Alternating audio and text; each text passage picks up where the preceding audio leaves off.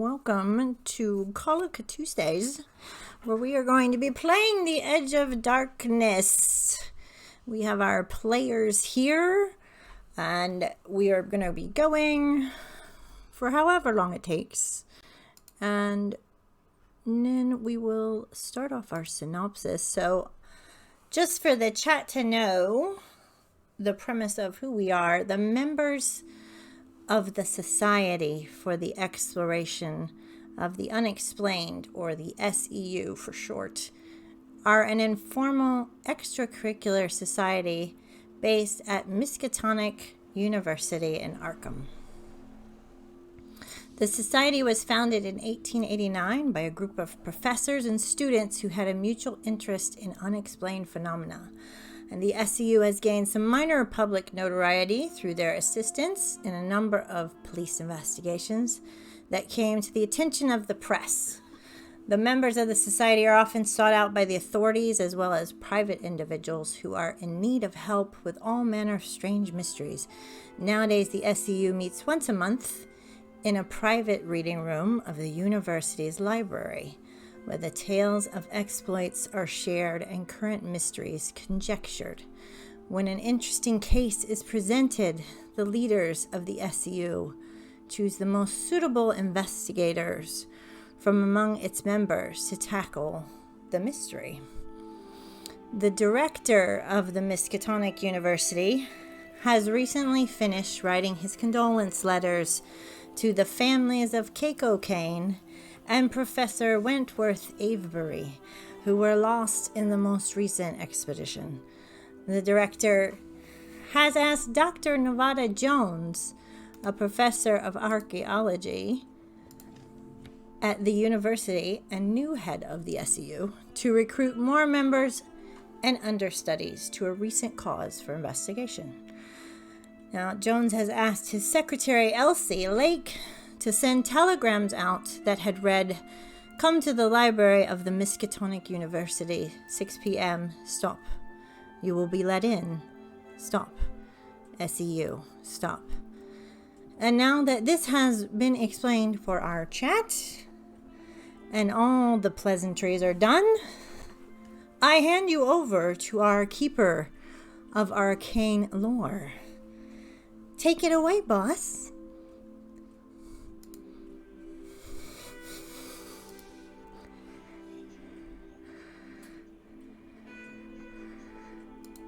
And brings you to the middle of the library where tables have been set in a makeshift semicircular shape. Each person is directed to their table. And Elsie then walks to the front table, standing slightly behind the left-hand side. There is notably one table unoccupied. Elsie, can you please describe yourself to the visitors and our viewers? Okay, sure. I am Miss Elsie Lake. I am the secretary here at the university, and I am, here to send telegrams to the people. I've got black hair, blue eyes, I'm pretty well kept, and I just have my little blouse and skirt right now. So as Elsie stands behind the desk, we have Wilfred Swansong. Please describe yourself as you are about to sit down at the table. Wilfred is a wiry, older gentleman in his 50s. Fine, old-looking rimmed glasses with brown eyes that look slightly faded almost.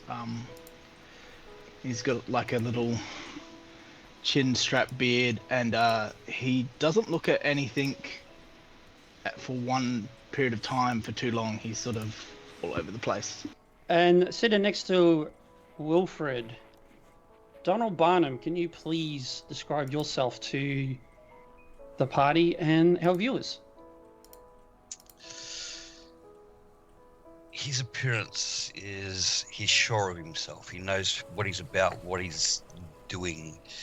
He is smartly dressed, more of a showman than anything else, but very nicely dressed. That's about it. Okay. And then next to Donald, we have Blake Rawlings. Can you please describe yourself? Blake is a reasonably tall individual wearing a sort of dark brown tweed suit, waistcoat, thin brown tie. He's also wearing a brown fedora, which we would have seen when he walked in. He has removed and put on the appropriate hat rack as coming into the room before taking his seat. He's early 40s, sandy blonde hair, quite distinguished sort of features, clean-shaven, striking green eyes, which is unusual for his slightly darker complexion. But he also carries with him a cane as well, although it doesn't seem like he needs it, like he doesn't walk with a limp. He uses it to walk, but it's almost like a conversation piece potentially. Also carries a shoulder bag with him at all times. And lastly, Elsie, you see a very familiar face sitting next to Blake. You're not quite sure why she's here, but I'm sorry if I butcher this, but Leonora, can you please describe yourself?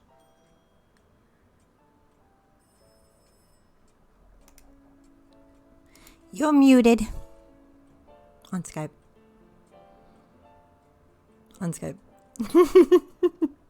There you go. Sorry.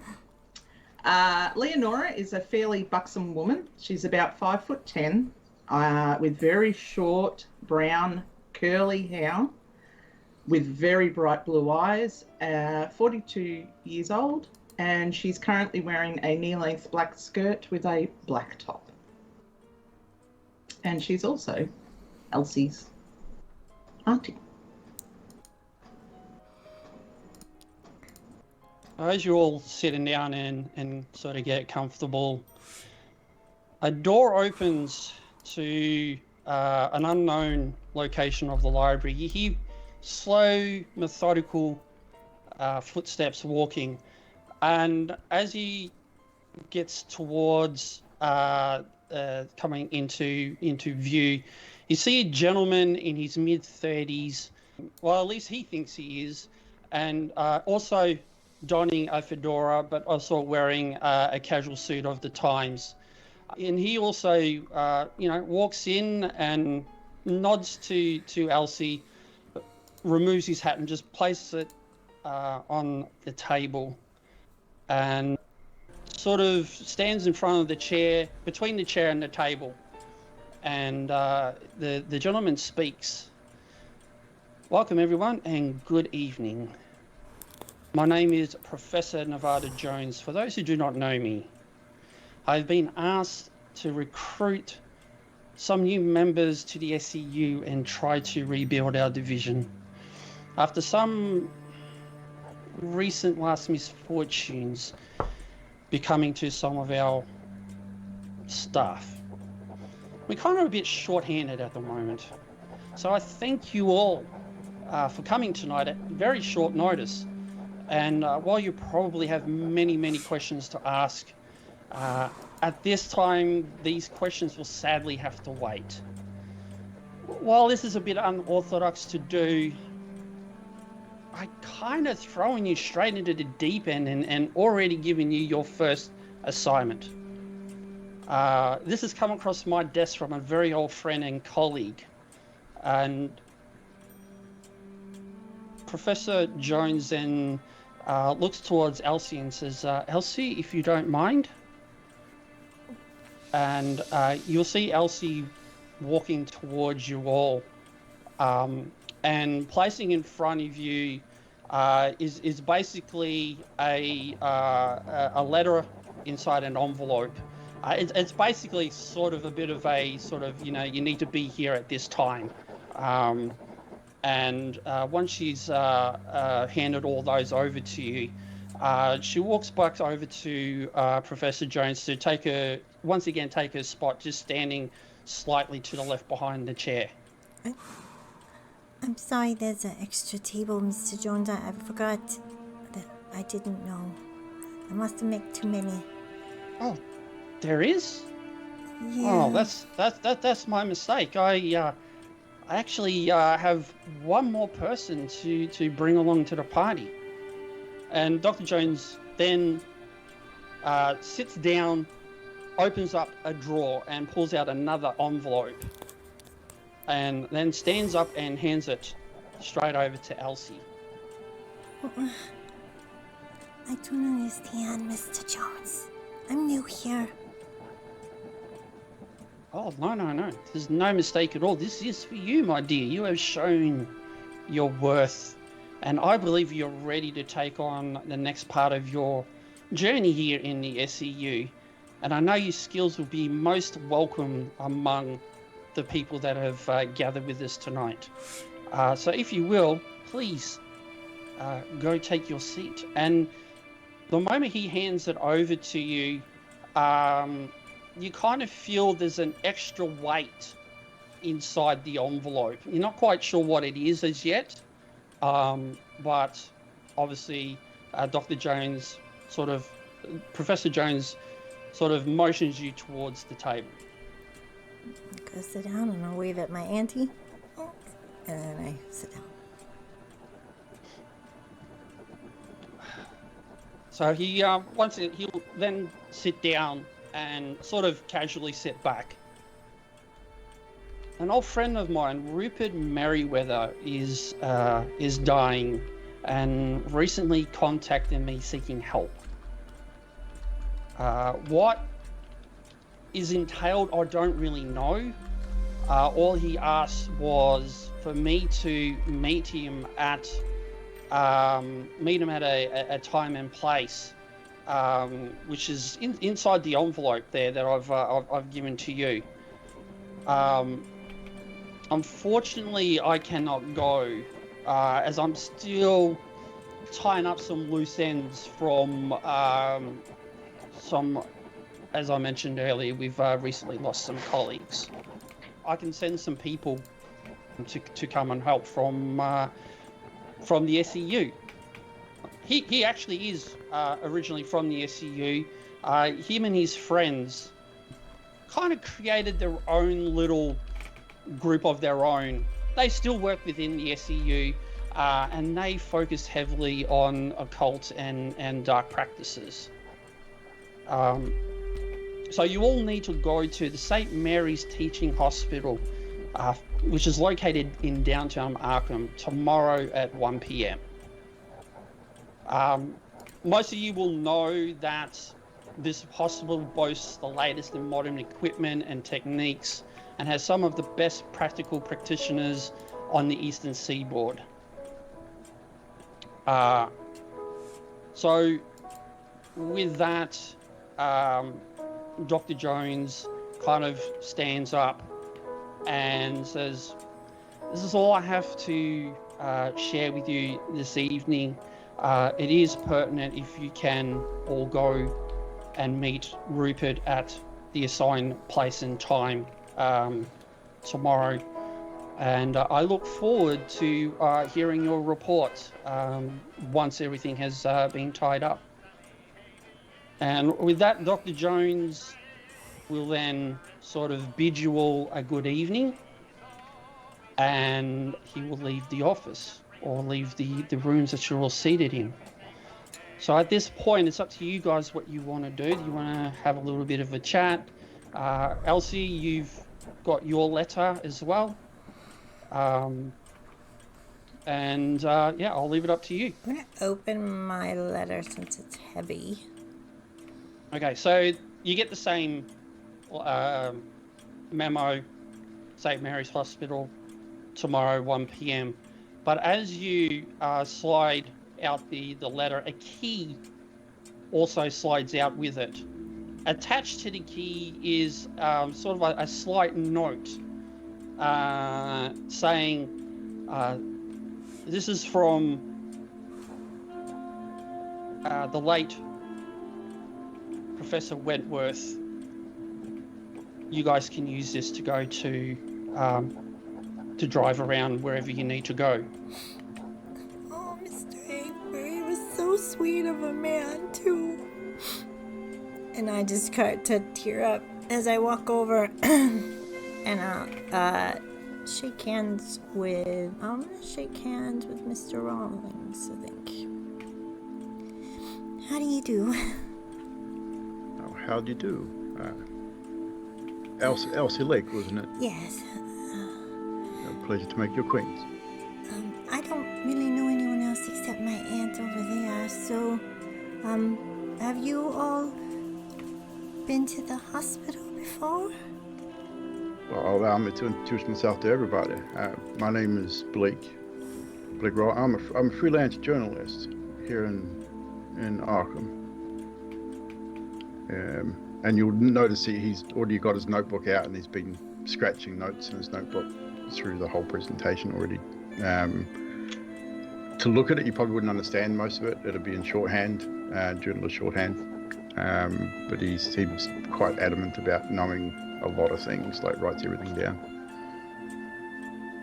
And nods over to Wilfred, I think it was. Pleasure to meet you all. And your name, sir? I didn't quite catch that. Wilfred Swanson, and at my age, I'm very familiar with hospitals, unfortunately.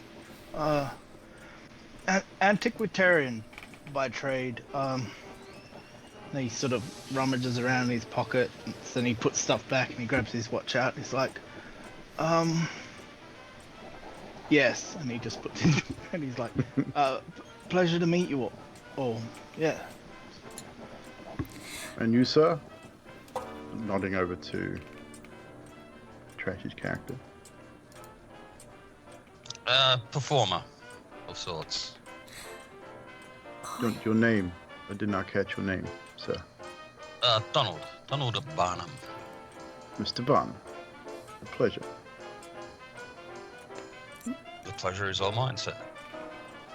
Auntie Nora, what are you doing here? Elsie, my dear, come give me a hug, please, before we do anything. And I go over and I give her a hug, but I'm whispering in her ear. I was like, you're not supposed to be here. I know, honey, but Dr. Jones and I are quite old friends. And I sent Dr. Jones a letter to look after you when you had some issues a few years back.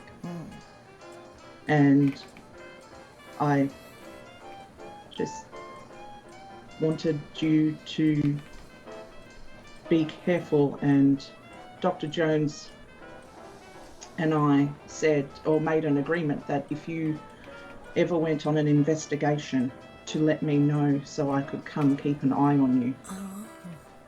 There is many things going on at home, many rumours of stuff, and I was quite worried about you, so I decided to come and look after you.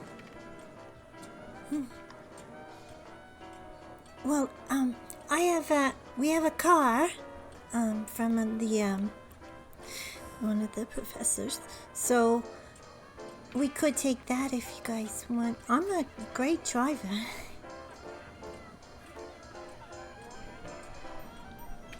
Oh, you're muted. We do not have to be at the hospital till tomorrow, 1 p.m., I believe. I mean, I've got some things to attend myself before then. I would be happy to meet you all at the hospital. Okay. Is everybody else good, or you need a ride, or... I mean, that gives us time to buy some stuff, maybe. I need to go do some shopping. What do you bring to these things?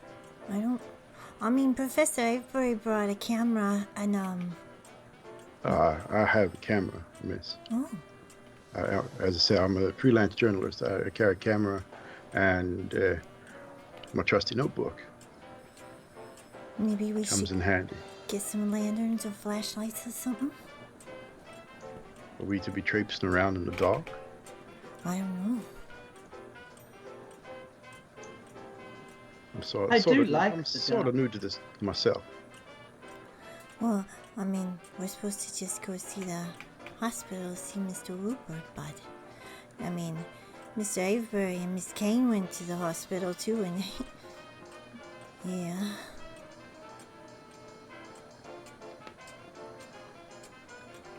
Well, maybe we can decide what we need after talking to Mr. Rupert. I agree. Alright. I gotta feed my backup anyway. So it's probably, this is all taken maybe an hour or two. So it's still relatively early in the evening, as it was, the meeting was around about 6 p.m. So we're looking around about 8 p.m. by the time you guys finish up. So you can all decide to leave and go your separate ways until morning, and we can all meet at the hospital if you wish, or if there's other things you'd like to do beforehand, please let me know. Blake would probably just head back to his apartment and probably write down some of the details of the meeting, just to keep things fresh in his mind. Actually, like fully write them out. He's got his shorthand notes. He'd grab another journal at his apartment and fully write out what's to sort of transpired, people's names. Again, just to keep it fresh in his memory.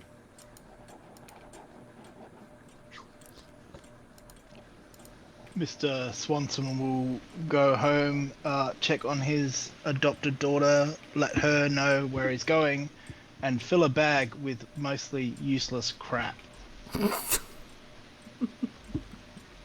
Very good. What about you, Donald? What are you doing after everyone leaves? Well, seeing I'm a travelling performer and all that, I'll go to my motel room and read some cards. And Lenora, what are you planning to do? I would like to go shopping for some extra slugs and that for baby. Okay. Yep, that's pretty easy. You find the nearest vendor, if you will, and procure what you need. The gentleman behind the table sort of sees you, and he goes,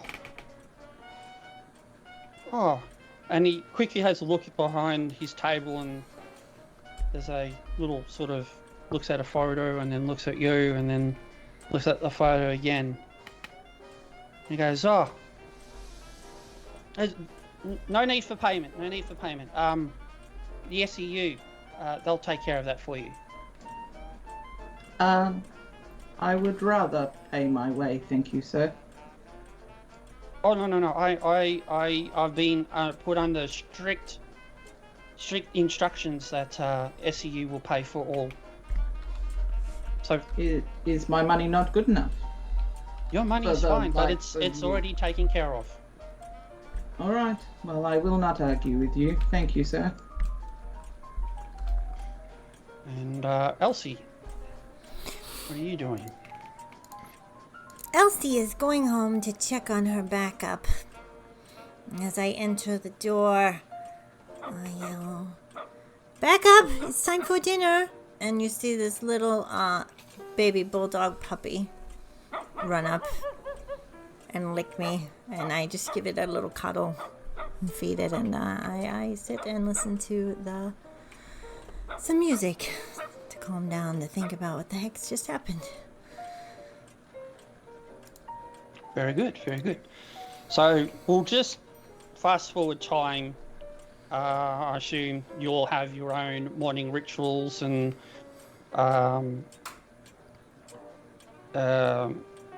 peculiarities that you like to do each morning.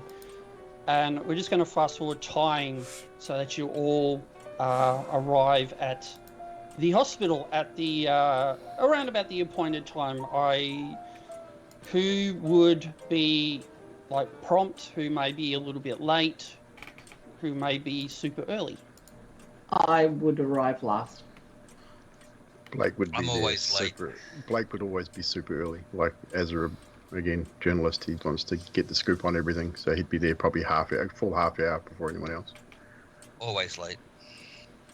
Mr. Swanson would be there early because he told his driver Everett the wrong time, and he drops him off like way before time. He's standing there, walking around like an old man who's got no idea where he is. Elsie would be exactly on time because that's her job, is to be a good secretary. So she's gonna try, and if I see Wilfred, I'm gonna help him into the building. Good. Blake, would you be actually in the hospital, or are you waiting outside? Probably outside. So I'd probably rock up and see Wilfred wandering around out front if he's there well early. Very good. So as you are all waiting outside, is getting kind of getting closer to time. Lenora, I assume this is around about the time you would show up. You'll probably wait a little bit longer. I would say 10, 15 minutes. He finally shows up. Maybe he's maybe he got lost, maybe he had just got the wrong time, who knows. But you all arrive at the hospital, waiting at the front. Okay. What do you guys do? So we're supposed to see Mr. Merriweather, and he used to be a good friend of the university. So After you, yeah, Miss Lake. guess we all go together. So I'll go in and I'll ask the nurse, and be guided to which room. Yep, that very easily. You say you're here to see Rupert Merriweather, and she gives you the directions to the ward. Rings ahead to let them know that you have arrived. And as you do, head of the ward comes up and says, "You're supposed to be here at 1. This is not very good, but you're here now." She leads you into the room. As you open the door, who may be entering the door in first? Blake would always allow the ladies to go first. Likewise. I guess it'd be me and then Lenora then. Okay. Thank you, Mr. Rawlings. So as you all enter, sort of, it's kind of like a typical sort of hospital room, sort of bed somewhat in the sort of middle-ish of the room. And as you're walking in, you can see two other visitors who appear to be grieving. There's an older lady, and she's very upset, obviously grieving. Knowing that it is, he's on very, very short borrowed time.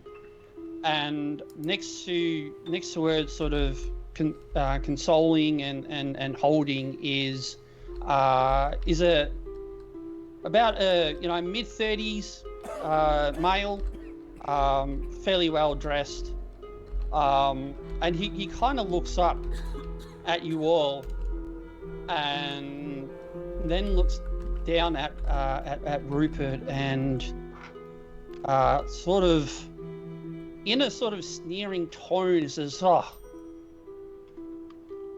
you guys must be the ones that my father has sent for. I understand why you're all here. My father is dying, and he sends for you. and the lady, or the older lady is trying to calm her down, and you hear sort of a raspy voice. Bertrand, it's fine. Leave us be for a while. I need to talk to him. And as he's walking by, he kind of just really eyes you all off. Like, kind of a bit of disdain to the look in his eye. And he says, I really hope this is worth it. And the man in the bed says, you must be friends of Professor Jones.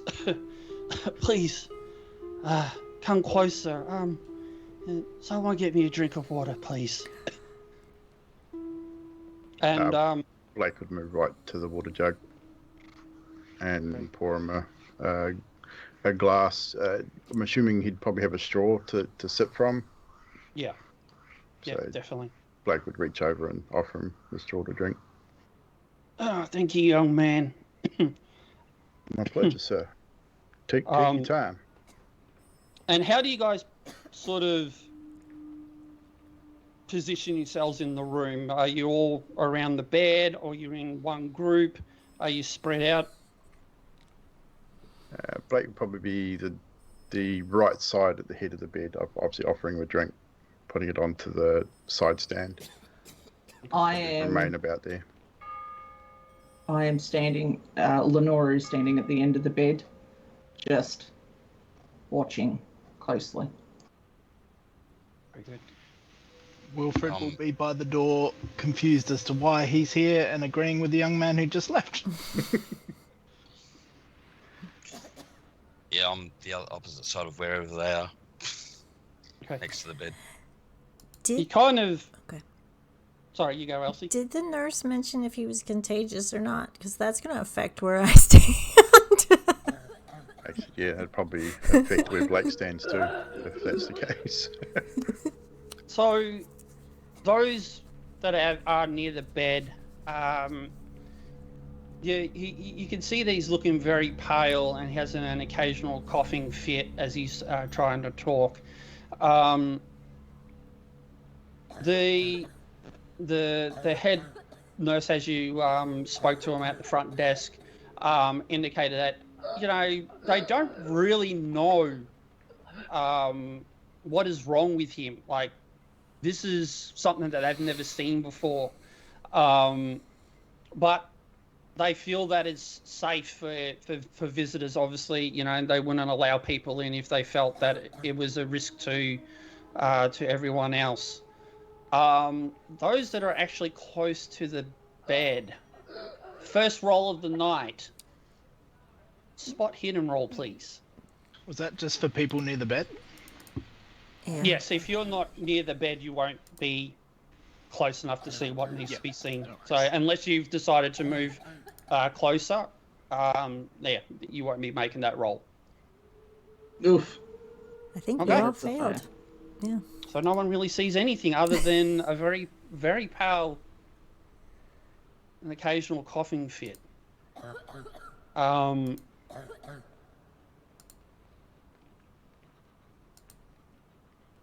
He kind of looks towards Wilfred, and seeing that he's sort of a bit hesitant to come close, he kind of motions you over, because you could hear that his voice is very, very raspy and very soft, so it's going to take a lot of energy for him to even communicate with you all. So he tries to motion you over, Wilfred, to come a little bit closer so you can hear what he has to say. And Wilfred will sort of stumble over to the bed. Yeah, well. There is a chair for Wilfred to sit in if he would like a chair to sit in. Yeah, I think Wilfred would sit in the chair. Okay. So he looks at you all, trying to process and kind of taking your facial features and such, but you can see that his eyes are sort of darting back and forth. They're very diluted as well. And then he closes his eyes again, and just has another little coughing fit. And he goes, I thank you all for coming at such short notice. It's a shame Professor Jones can't be here, but I'm grateful that he was able to send people to help, because what I'm about to tell you, only the SCU can help. You see, and again, there's more coughing involved and such. So you can tell this is a very, very big struggle for him. He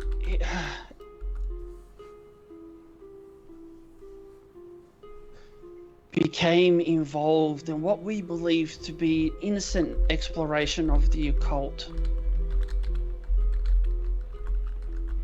led by a slightly older man called Marion Allen.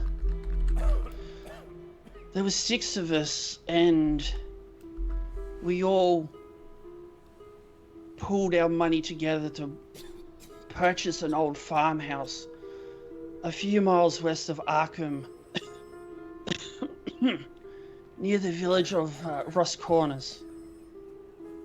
And at this time, there's like this coughing fit really hits in a very big spasm. This time, again, can I have everybody roll the spot hidden? That is a pass. Yep, same for Wilford. Failure for Blake. Pass. Okay. So those that pass can see, like, as he's coughing, the covers sort of drop down a little bit. And you can see what appears to be on his arm, black lesions, and coming from the lesions is a strange weeping dark fluid.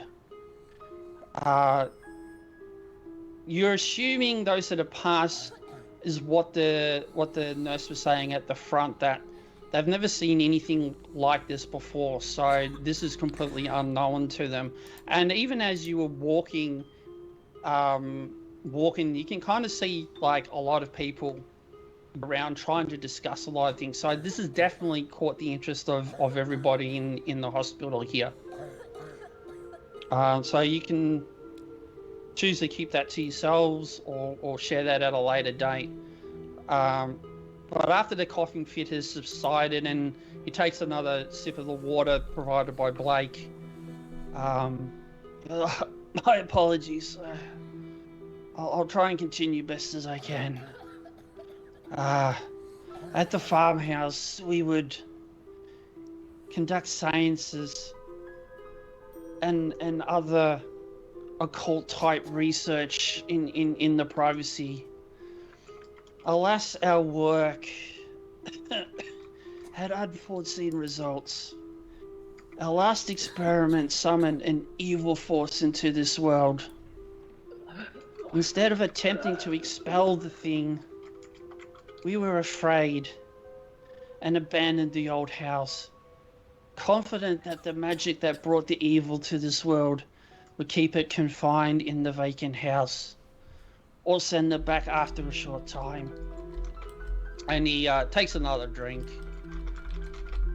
However, I have since discovered that the spell that binds the entity to the house only lasts as long as the casters live.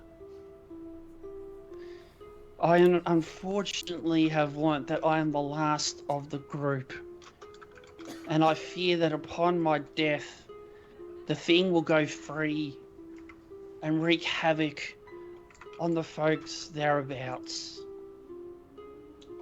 As you can see, I'm too old, I'm too ill, and to be honest with you all, I'm too much of a coward to go back to that house. And you can really see he's struggling to get this out. Like, this is really affecting him in like, you can tell that this is something that really is eating him up. Too coward to... Blake would lay, at this point I think Blake would lay a hand just on his shoulder, just as like reassuring. And he composes himself, feeling the shoulder, closing his eyes, and he continues to speak. Thank you, young man. And he's again opening his eye, looking at everybody surrounding the bed. Yeah, I'm too much of a coward to go back to try and banish the entity myself. I'm guilty of many things, but my deepest sin was unleashing that horror that fateful night. I'm convinced the entity will escape its confinement on my death. And for those around him would notice that his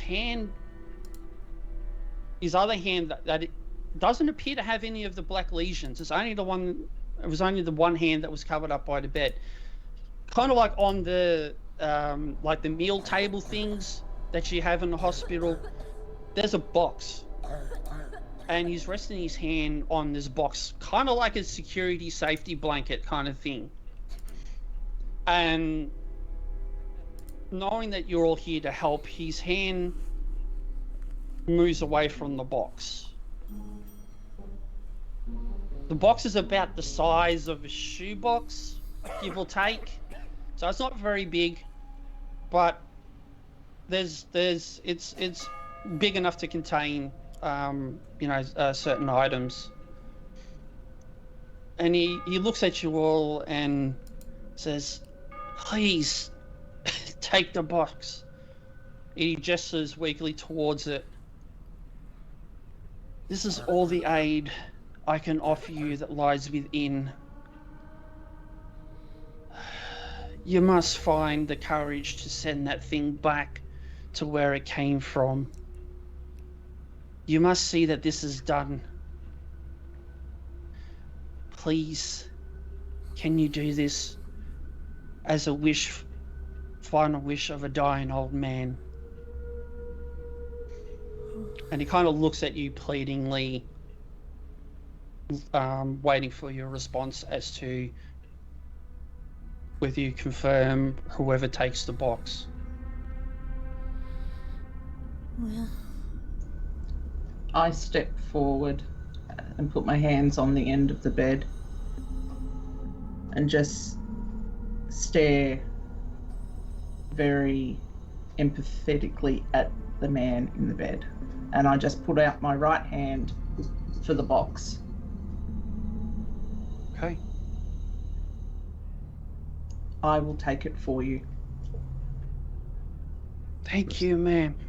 Mr. Merriweather, we accept your challenge, sir. Do what we can. And upon hearing those words, you see kind of like a slight relief on his face, knowing that the SEU is here to help. And then within seconds, he sort of bolts upright. Like, you would never think this frail man, as frail as he's looking, just bolts upright. He coughs and coughs. And Blake, unfortunately, he doubles up and coughs a huge gout of blood on you, splattering you and the near nightstand. And then he slumps back and closes his eyes, laying still. ooh, Blake, I need you to roll a sanity roll, please. Damn.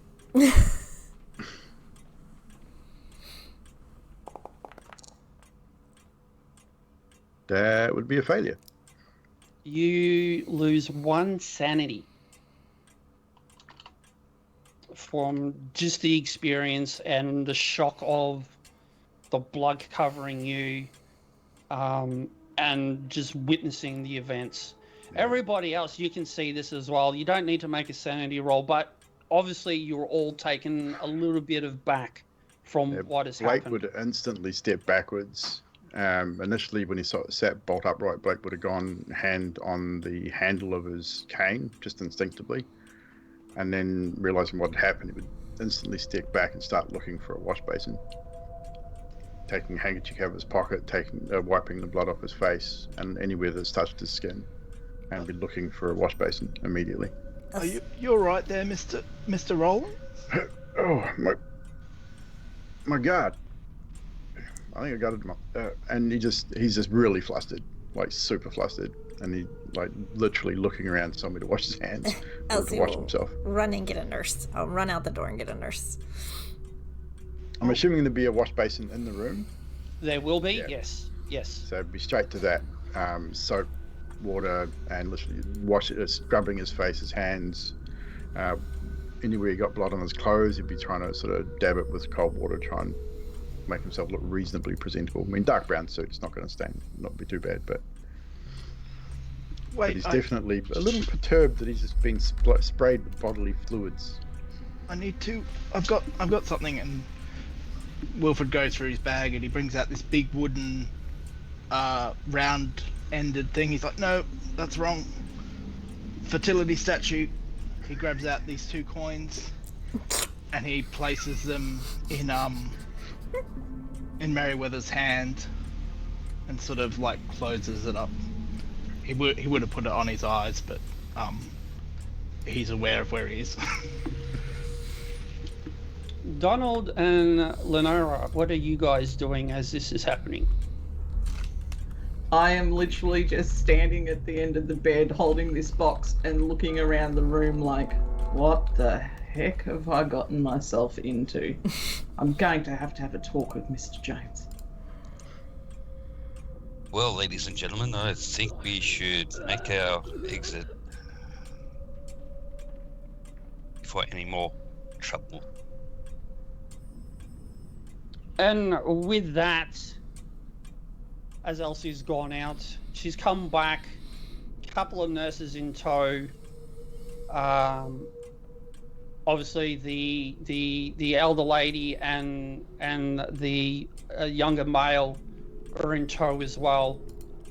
The nurses just go directly to him. They check his vital signs and things like that, and the nurse in attendance turns to the elder lady, which you all will assume is his wife, and says, I'm sorry, Mrs. Merryweather, he's gone.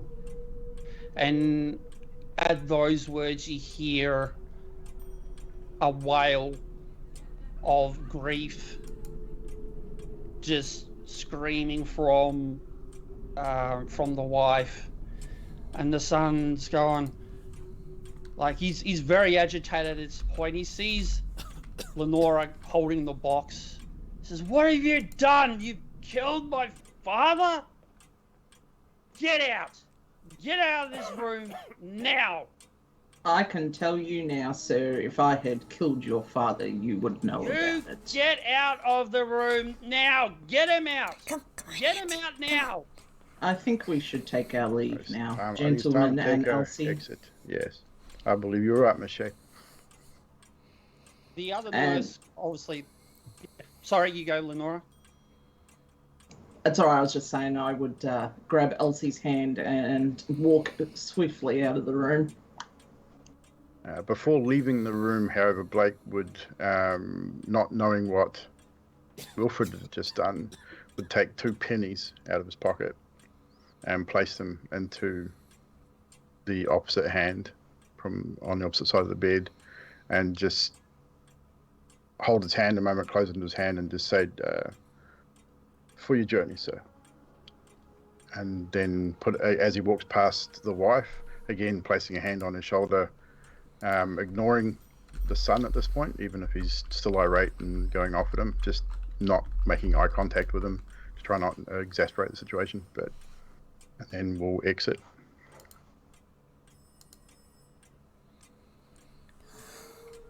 I never saw nothing like that before. Me neither, dear Elsie. And frankly, I don't want to see something like that again. Even with everything I have been around, that was quite gruesome. It's never pleasant witnessing one's passing. Oh, I don't know about that, Mr. Rawlings. Death is an occupational hazard at my age and a constant companion. Hopefully he's at rest. If what he says is true, then he may not be until we complete our task. He's still got to be feeling better than what he was beforehand. Don't you agree? That is subjective, Miss Shea. Depends on the spirit that has him by the balls, I guess. Do many of you know much about the occult and the darkness that lies within our world? I've read a few things here and there. Just out of curiosity, where are you having this conversation? Walking and talking? Thank you. We're not going to be stopping outside the hospital room to have this conversation. Hell no. All right. Right in front of his son. I just want to Right make in sure front of that the- you're having that conversation in the room. Right in front of the sun. Oh, no. It would have been very interesting to see what would have happened. I had already walked out of the room with Elsie, remember? Definitely walking and talking. Excellent. I Continue, guys. feel Sorry. I do not deal in anything occult-wise, Mr. Rawlings. With all my daily dealings, I do deal with death, however. What about you, Mr. Swanson? You seem to have many pecurities in your bag. Yes, and he goes to pull them out, and he's like, he thinks better of it. He sits back down. He's like, a mild understanding of the occult in my later years. Yes. I'm reasonably well studied in the arts of the occult, if you will. You may or may not, as much as I've tried to hide it, I'm from the South. But my mother's mother was well versed in the dark arts. So hopefully I may be of more of a assistance in this case.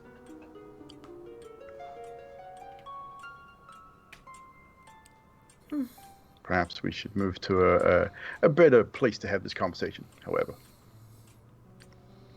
If you would like, we can always go back to my hotel.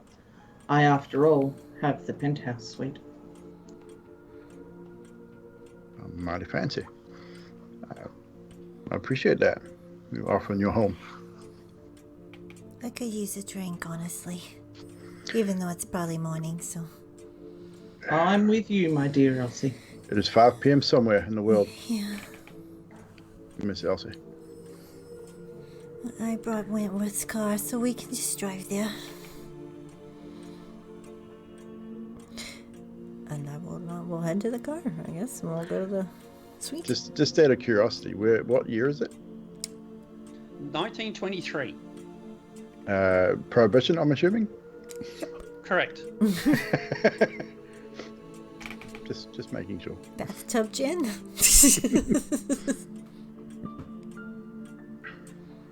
Just gaining a feel for my companions with things that they say.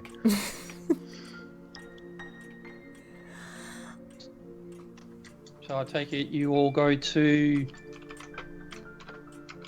Lenora's hotel room, penthouse I suite. do. Okay. You'll get there, no problems. Obviously, you are led to the penthouse. Which hotel? Sorry? Just again, out of curiosity. Do we have a name for said hotel? An expensive one. We will after the coffee break because it is 7, which gives someone time to Google. All right, so if we're ready to go. Yeah. So just quick recap. Our party has just been summoned to the university where they met Professor Nevada Jones for the first time, head of the SEU. And they've been recruited to help him to go do a favor from a dying friend by the name of Rupert Merriweather. Quickly learnt that he was involved in some occult activities and such, which upon his, I guess you can call it his final confession, admitted to unleashing an entity into this world and has asked the group to take care of it and banish. Fortunately, he passed away coughing blood on Blake Rollins. And they had all left the hospital to the hotel that Lenora is staying at. You all enter in, make yourselves comfortable.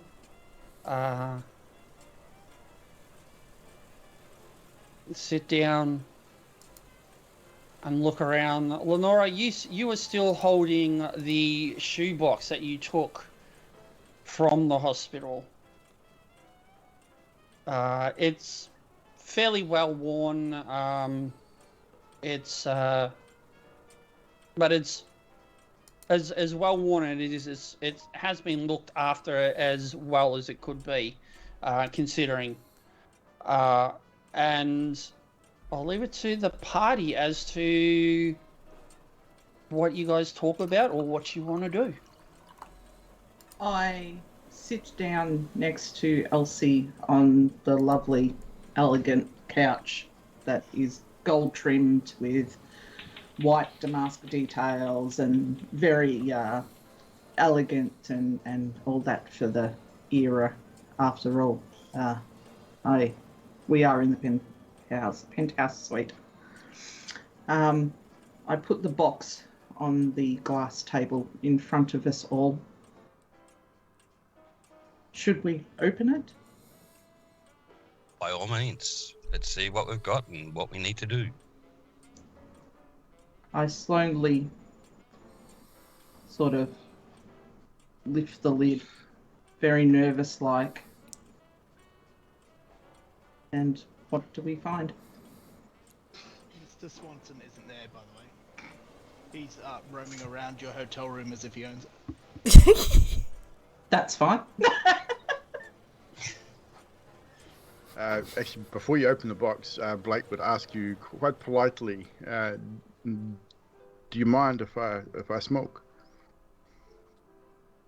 Go for it, Mr. Rawlings. And he would take a pack of cigarettes out of his pocket and light a cigarette. Maybe we should call room service for a new shirt for Mr. Rawlings, maybe. I mean, you're pretty... I can get your shirt cleaned for you, Mr. Rawlings, if you would like. It won't cost anything. I appreciate the offer, but I think I'll be fine. Well, if you're sure, sir, I don't mind. It's not too bad. Do we have to cleanse the box first or anything? Do we have to put salt or... I mean, I don't know if we should just open... Are we not missing someone? 1, 2, 3... Mr. Swanson, I believe. He's floating around here somewhere. Wilfred? Mr. Swanson, what are you doing? Wilfred would be in the bedroom, and then he sticks his head out, and then he goes back, and he's like, yep, what are we doing? Are you alright, sir? You seem a little flustered. Flustered? At my age? That'd kill me, sir. No, I'm quite alright. Yeah. And I will sit down. Did anything catch your eye, Mr. Swanson? Well, I left you something. I think maybe you need it. You look like you might. I'm not sure. You'll thank me later. What did you... Oh, Okay. I will I'm look afraid at to it ask. later. Me too, Mr. Rawlings, me too. And that's your question, Mr. Barnum. I don't believe we need to worry about any kind of spells or such things from the box. That wasn't me, but okay. okay. Yeah, I don't know my way around You got a woman's magic. voice, I'm sorry. Really? Really? I put my hands back on the box and just opened the lid. Sorry, Trash, I had to. Uh-huh. As you do, nothing untoward happens. You just open the lid, and what do you do? Do you put your hands in? Do you peer over to look inside the box? I What do you? peer over the edge and look into the box. Okay, you can see several items inside the box. Most notably, there's a golden shape box in the form of a sarcophagus. Underneath that, you can see another envelope, and to the side of that looks to be like a sort of a smallish kind of journal of sorts. I reach in and pick up the sarcophagus. Swanson, maybe you should look at this. I think that it might be of interest, and maybe you know something. If not, Mr. Rawlings might. I'll take a look, and he goes in his bag, and this time he actually grabs what he's after. He's got some appraising tools at hand, and he sort of takes a closer look at the sarcophagus. Okay. Immediately, just look at on the outside of the box. You can see it's definitely golden. You can see a lot of hieroglyphs decorating the outside of the box.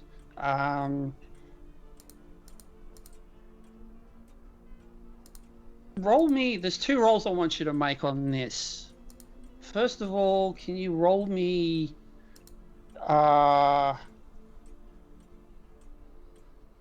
probably I would say for you a history roll.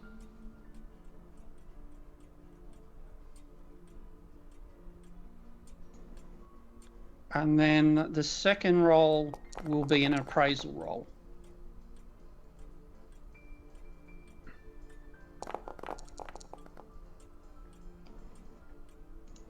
Fail on the history, success on the appraisal. Okay. You know this is definitely Egyptian hieroglyphs, but you can't kind of pinpoint exactly where, like the era that it's from. But you probably be able to find this out if you did a little bit more research, maybe at a library or something like that. Your appraisal roll at a hard success too, that was. You really look over this sarcophagus box.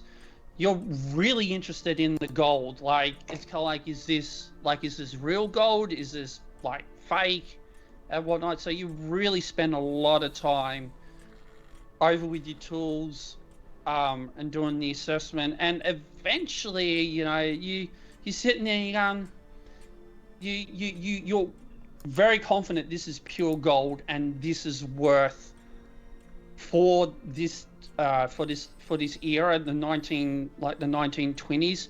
This is easily worth $1,000, maybe a couple thousand Ooh. Very expensive, very, very rare, very unique.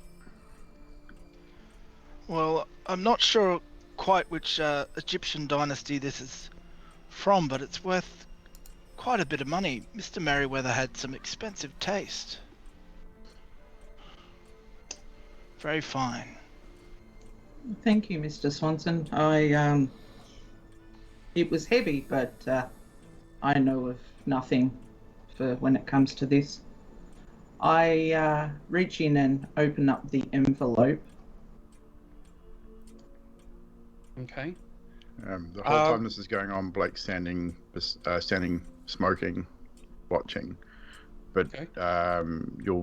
anyone who's sort of even Harpo watching, he'll be visibly like tugging at his shirt around his collar and tie area. Before we move on to the letter, Lenora, Wilfred, do you keep that information to yourself? Do you share it? And then what do you do with the sarcophagus after? Wilfred would share what he understood of what he was looking at, and he just place it down, Okay. on the table. So as you do, you probably put it down like with you try to be, careful and gentle with it, obviously, because A, it's a glass table, and B, this is very valuable. But you do note when you put it down that the lid itself sort of just slightly jumps up and then closes back down.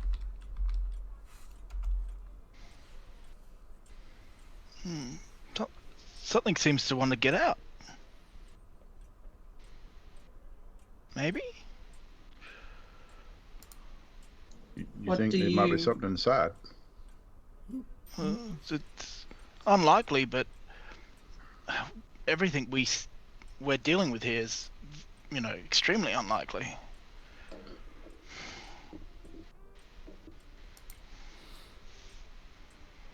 Should I open it? Everyone's Why- got to die somehow. And I reach out and just look at them all. Be my guest, Mrs. Swanson.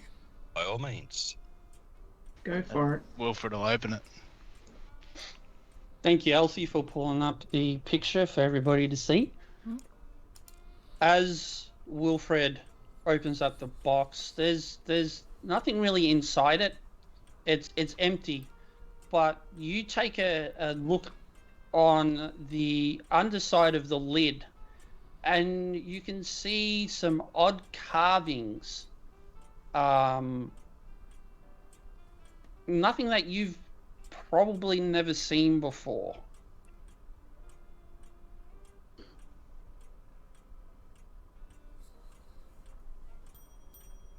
What are those there, Mr. Swanson? It's beyond my expertise, but it's quite fascinating. May I have a look? Are they different than what's on the outside? Right. Very different. So They're not. obviously They're not definitely. Egyptian. They're not Egyptian. Okay. No. Mr. Avebury was a professor of languages. He would have known exactly what this was. I betcha. I'm pretty handy around the library. That's about my skill. Well, maybe if we could go to the library and find some information on these symbols, if that's what you want to call them. Those who wish can roll occult roll. Blake will definitely give that a shot, I think, since it's part of his background. I'd like to push if I could. You want to push the roll? Yes. Jeez. Okay. So how do you push the roll on Foundry if you wanted to do So, that? just re-roll. Just reroll. Blake will push it as well. Yeah. You just have to. And that's as far as I'm going. Regular success for Blake. Okay. So as Donald's looking at the box, he's kind of looking at it and trying to decipher it, and it kind of just slightly slips out of his hand. But enough for him to regather in time to make sure that it doesn't fall and damage either the table or the box itself. Blake, with you just got a regular success Just a on regular, that. yep. You take a close look yourself, and the carvings seem to resemble, with your journalistic background and doing a lot of research on occult, probably even to a point, some of the teachings from your mother. You think that these resemble carvings from a lost Pacific continent called Mu, M-U.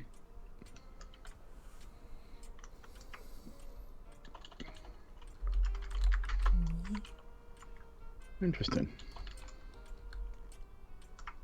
I seem to have. I recall seeing, or at least hearing about these before. It's interesting that they're coupled with Egyptian hieroglyph, though. It is mighty strange. Okay. So you put the box down. And Lenora, did you grab the letter or the journal? Sorry, I forget. Just the letter for now.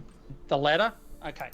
You open up the letter, and you will find the deed to the farmhouse under Rupert Merriweather's name, even though he said that the group, the collective, pulled their money together, he put his name on the deed.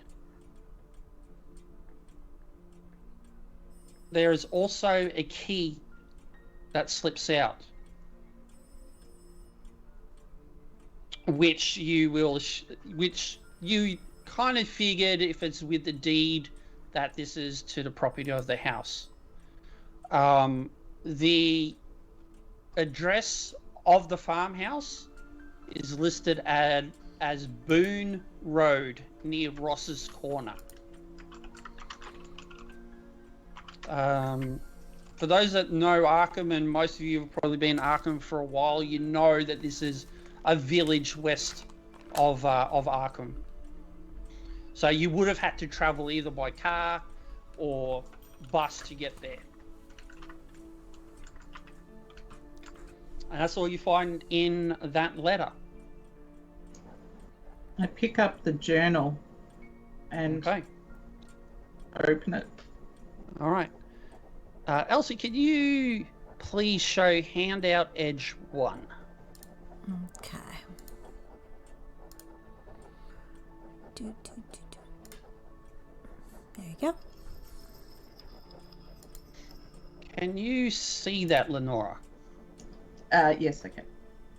Can you read it? You cannot choose to read it to yourself, or you can read it out loud. I will read it out loud. Okay.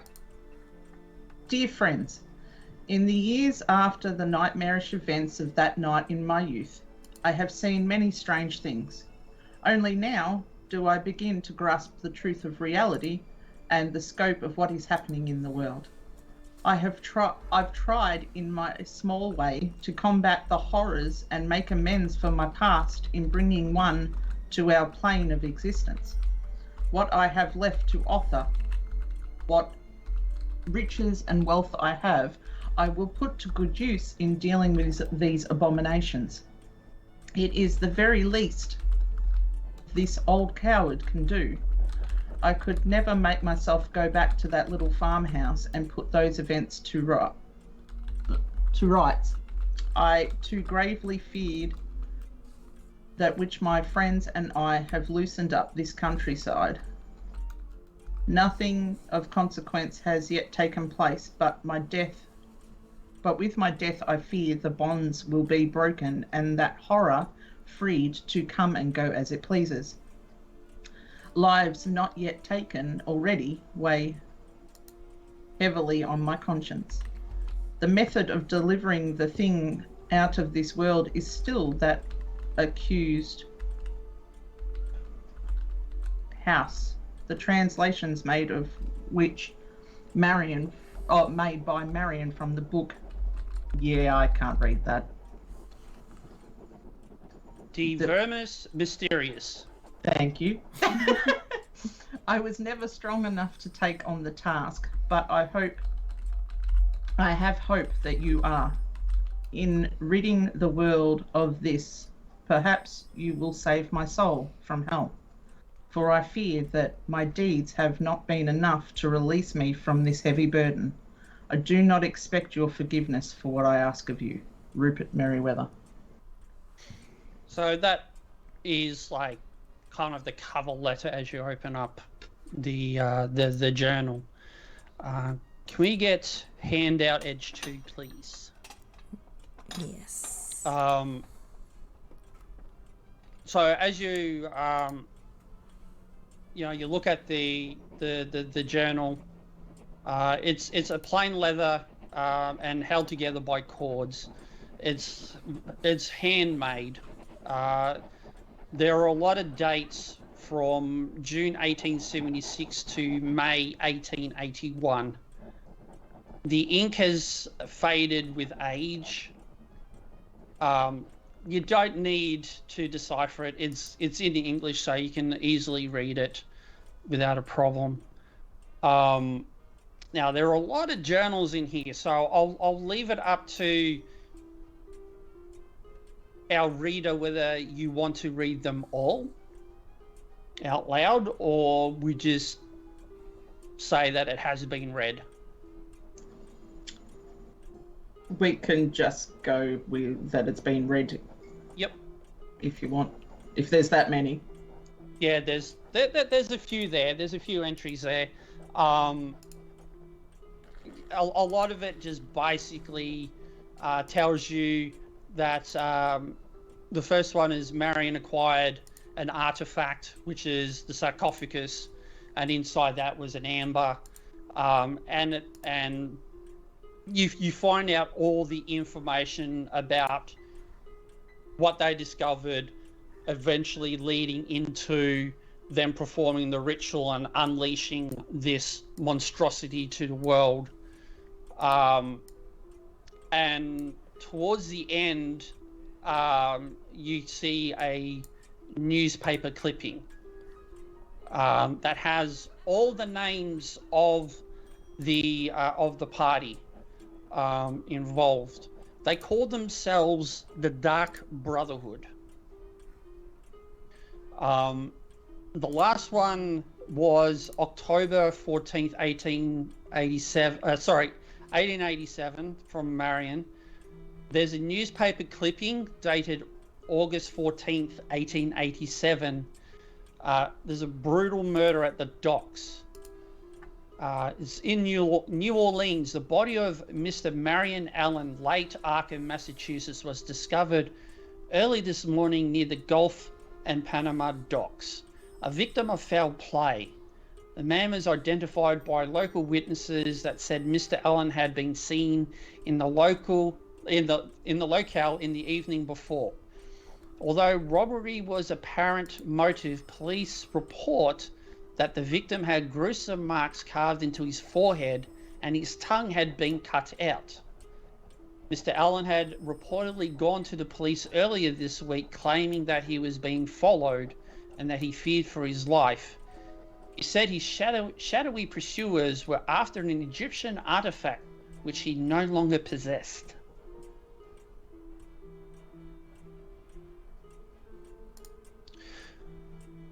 Because you have been reading this slim journal, Lenora, Can you please roll sanity for me? Has she been reading this out loud, yeah? Whether she's reading it out loud or she's read it to herself, she has read the journal. And I need her to make a sanity roll. So, with the character sheet, there should be a minimize button.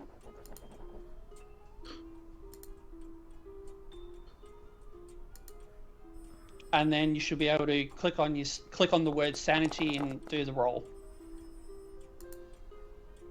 That is a fail. That is a fail. Okay. You lose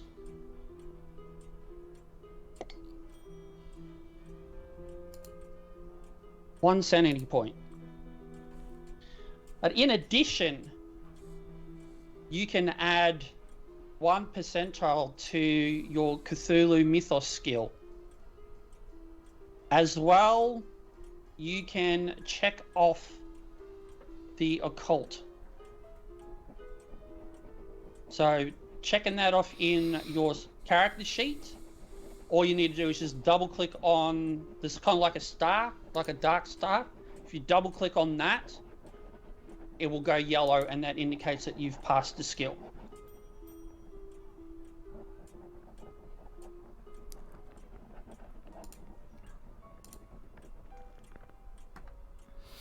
So this, if she's read this out loud, Elsie's gonna say, so this, paper clipping says they were after an Egyptian artifact and cut his tongue out? You don't think that's this thing, do you? This box? Could well be, could well be. Unfortunately, Elsie, I think so, dear. I'm kind of hesitant to touch anything anymore. There's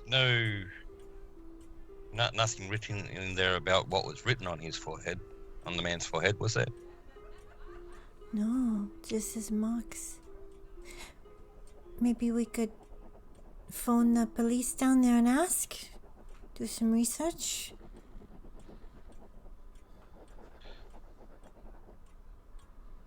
That would be a good idea, I think.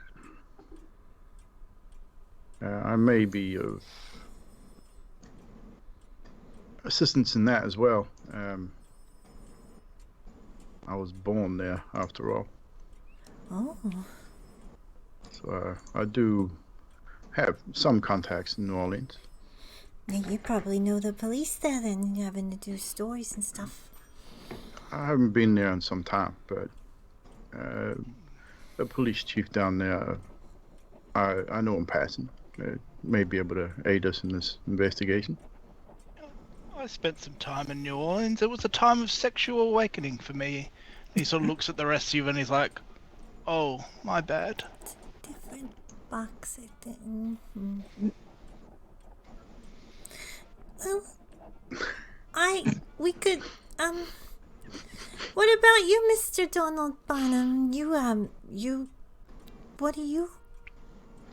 What do you bring to the table? I read cards and fortunes. You believe in that? What, and you don't? No. Mr. Barnum, I do not. Then why are you here, mighty lady? I am Ma'am. here to look after my niece, Elsie. Later, Fair enough. I want you to read my fortune later. Elsie, Very well. What? all right, my dear. If you wish. So I will return that question right back to you, Miss Shea. What do you bring to the table, apart from the looking after of your niece? Let's just say baby and I will look after you all.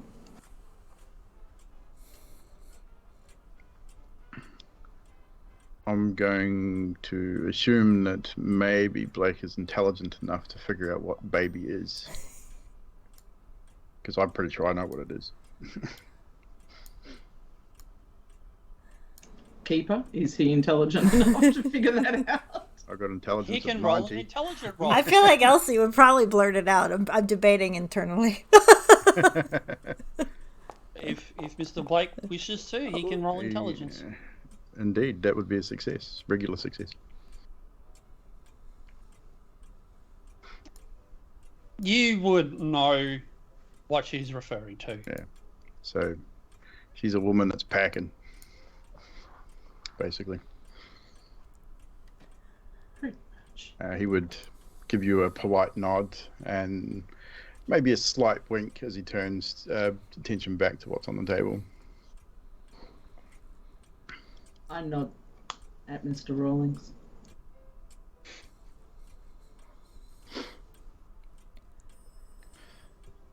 So you also learnt from the journal that Marion Allen carved special wardings or protective signs or sigils over the wooden doors and windows. The journal suggests that they were merely precautions. So you've looked through all of the items in the box. You've kind of indicated that you wish to do some additional research. You're also aware that Mr. Merriweather has passed. So obviously the forewarning of, you know, what he's afraid of plays in the back of your mind as well. So it's up to you, investigators, whether you decide to do some more research or... Just a question, Keeper. Yes. The journal said that there was amber in the sarcophagus, but Yes. you said there was nothing in there before when Swanson opened it, correct? Correct. So the reading of the journal suggested that the entity was inside the amber, and by them summoning this creature, it's destroyed the amber, thus releasing the entity into this world. I just wanted to clarify that. That's all. No, it's a fair question because I did forget to put that down. Well, it seems we have a choice to make here. Do we leave right away and head out to the house and investigate further, or do we do more legwork, as they say, and research these markings on the inside of this box? Well, it seems to me that time is of the essence. We could do the research, but we could let this entity run rampant where it is. My understanding, Mr. Barnum, is it has already been released upon Mr. Merriweather's death. I'm with you, Mr. Rawlings. I think we need to find some more information if possible. I'm not going into this lightheartedly at all. I am here to protect Elsie, obviously, but I do not want any of us to become to any harm at all. I tend to agree that we need to go in forearmed, so to speak. Then research it is. I mean, quick Okay. research, indeed, but research nonetheless. Very good. Any thoughts, Mr. Swanson? There are many dark things out there in the world already, and as you say, we should be forearmed to deal with this. Otherwise, we're just going to be more of its victim. Agreed. I would certainly like to understand more of these wardings that are supposedly positioned at the house. Maybe find some more information about them.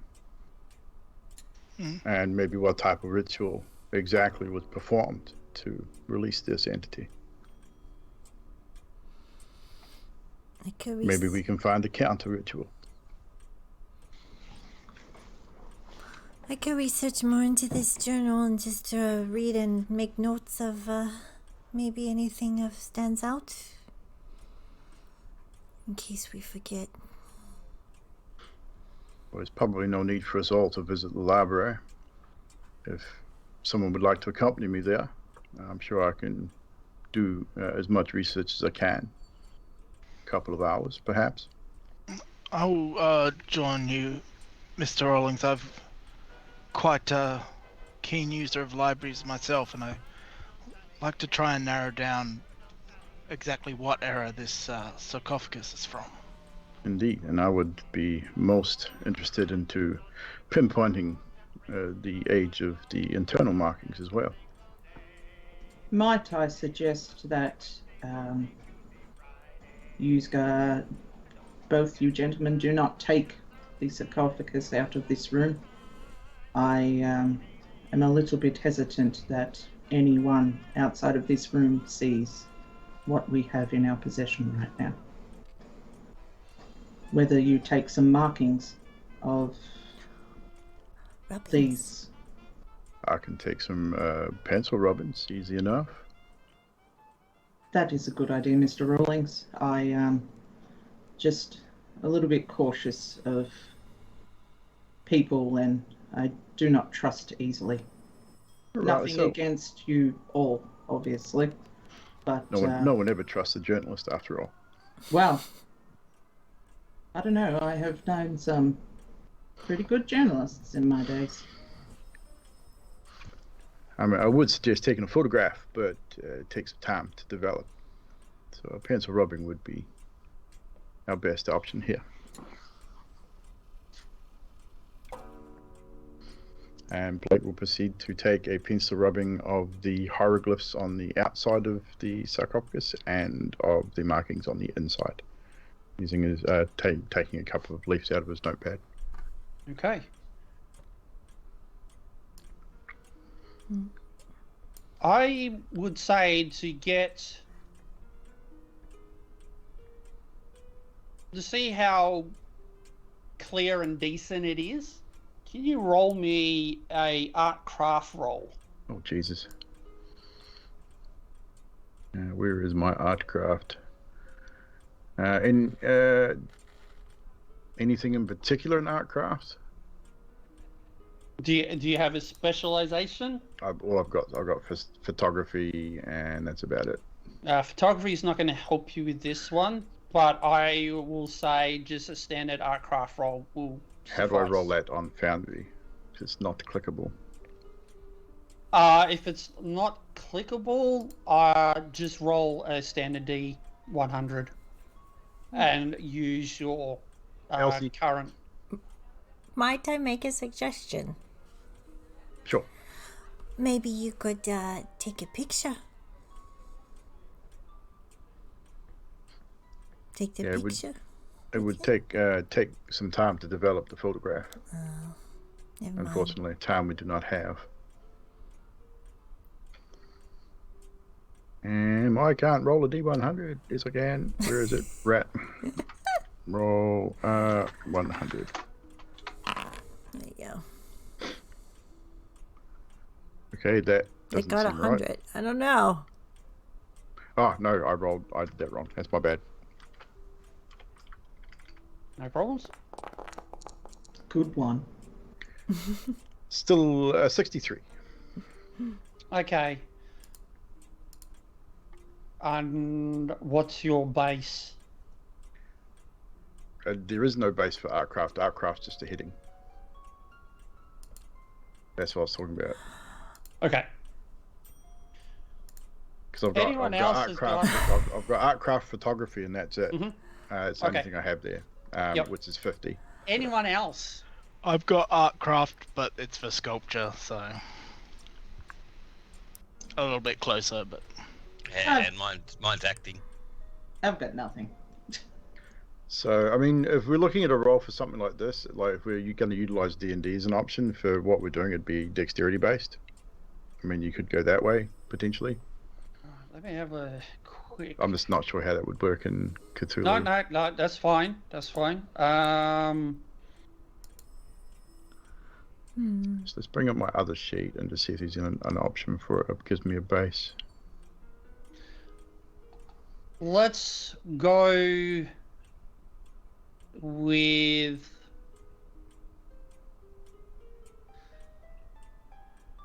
Let's go with intelligence. Okay. Because you kind problem. of know that you want to do you want to Yeah. get an accurate rubbing. Regular success on intelligence. Okay, so regular success, you get what you need. It's not brilliant, but it's enough for you to you feel you got a sufficient rubbing to Cool. find what you need. Not my best work, but it'll do. I'm sure you got enough detail there, Mr. Rawlings. I will not be leaving the penthouse. Just so you all know. If you would like, we can put these in the safe. Well, if you were remaining, then is there any need to put them in a safe? Well, I'm not expecting any visitors after all. No one knows I'm here. And I'm sure Baby would assist you if they did. All right, she will. I knew you would need it. Elsie, you know that the university has a lot of professors and a lot of resources that a standard library probably wouldn't be able to provide. Obviously, with your dealings with Wentworth and working with Professor Jones, you've been tasked to look into certain things as well. So you definitely know there are people at the university that may be able to help with some of the ideas that the people are that your party members are bringing forth. You know, the Miskatonic library might have some things of the occultish nature that normal libraries don't have if we want to go there. That would probably be a very good idea. And maybe I could find another professor of languages to ask about the writing. Mr. Rawlings, might I have a private word with you, please? Of course. I head towards the bedroom, away from everyone. And Blake follows. Mr. Rawlings, Blake, because... please. Oh, I don't think we need to be so formal. well, If we're to be Okay, working Blake. together. you can call me Lenora, if you would like. I just ask politely of you to keep an eye on Elsie for me while you're at the Miskatonic, please. Of course. Because I am staying here, and I can't keep an eye on her myself, and I am very worried of her. Of course. I will endeavor to keep her safe. Thank you, Blake. And I nod my head and walk back out to the lounge area. And Blake would allow her to go back first, being the gentleman that he is, always allowing a lady to proceed through doorways and such before him. I would have scooted all the way on the couch next to Donald Barnum and leaned over real close and be like, so what do you see here? Like, what kind of like, I used to have an ex, but he was no good. Do you see, like, a new love in the future or anything like that? Or, I mean, I do have a long lifeline, I was told. So. Well, after everything's settled here, I'll do a reading for you. Okay.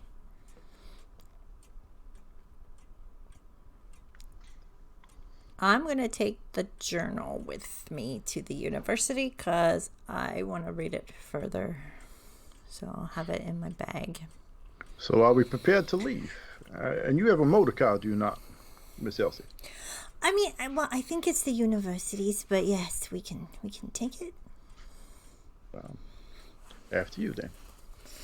I'll see you later, Auntie Nora. I stand up and give Elsie a kiss on the cheek. Please be careful. Don't do Elsie. anything I wouldn't do. And I nod. I shake my head and smile, but I nod at Mr. Rawlings in agreement. I think that old man pooped in your bed, by the way. I want to check it. Yes, Mr. Swanson, I will go. I do need to go if we've got a moment. Of course, Yeah. Mr. Swanson, if you need to. Sort of meander around looking for the bathroom, like insistent not asking, just like looking around. Typical old man. Takes a long time, but gets the job done. Blake You know, will Mr. Blake will smoke Swanson. another cigarette. What time he's waiting. It would have just been easier if you had asked. Yeah, you're right. It would have been. We can go now, though. It's... After you, Miss Elsie. Thank you. And Mr. All right. Swanson. So before we continue on, we're roughly about 10 minutes away from schedule finishing. I'm happy to go a little bit longer if if you and the rest of the investigators are willing to go for another half hour or so, or we can finish it here and continue next week with your avenues of research. I'm good for another 30 minutes. Yeah, I'm happy to go if everyone else is. How you feeling, Treasury? Yep, I'm all good. Yep, I'm Look, here. you look like shit, but I feel it too. How you feeling, Wilfred? I mean, Mr. Wilford just went, but I'm good to keep going. Shit. All right. Okay, so who is going to the university? I know Lenora is staying where she is. Is everybody else going? No, I I'm think it's staying. I think it's just Elsie, Blake, and Wilfred. Okay. So we'll cross to you three shortly. Donald, what are you doing at the moment? With as soon as everybody leaves, what is your plans? Miss Shay, do you have anything to drink? I'm quite parched. Well, Mr. Barnum, there is water, there is whiskey. We've got some cheap, nasty wine here. If you really... Whiskey, thank you. I get up and pour a whiskey straight, no ice. And walk back over to the couch, put it on the table in front of Mr. Barnum. Why, thank you. No worries. So you have no belief in this supernatural stuff then? No, Mr. Barnum, I don't. With my, let's just say, business, I don't believe in the occult or anything magical or the likes. Do you believe in luck? Well, not really. I believe in things just happening as they do. I don't necessarily believe in luck or anything of the sorts. Fair enough then. Why do you ask? I'm just curious. I know you're here to protect your niece, but just curious that you're in this place accepting what's being said. I'm taking it all in for the time being, and I just know that Dr. Jones would not have put my dear Elsie in any harm, but we also made a deal that I would be here and look after her if she was to ever go on any investigations. Fair enough then. And take a sip of whiskey. And I would get up and say, "Excuse me for a minute, Mr. Barnum," and head to the bedroom to see what it is that Mr. Swanson left me. All right. How obvious was the present, Wilfred? He just left it on the bedside table. Okay. Can you do Lenora, can you please do a spot hidden roll?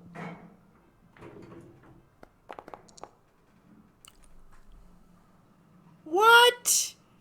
That's a fail, but I will push that. Holy Okay. crap. That is a Okay. nasty face. That's amazing.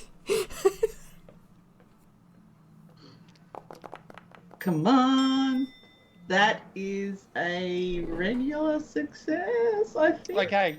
How often Okay. do you see So 100 come up? Jesus. yeah, for those that know, 100 is literally a nat 1 in this game. So your first look around, obviously with your background, you know he went in there. You kind of find it a little bit suspicious that he's like this old guy just walked into your bedroom. He was there for, I don't know, I wouldn't say quite some time, but he was in there. It's kind of like, why would he do that? Your first sort of instinctual look didn't really pick up anything, and you go to walk out and you just just something inside you just goes, no, this is not right, and you go for a second look, and you take a more look at the bedside table, and you notice something is out of place. I'll leave it to Wilfred to explain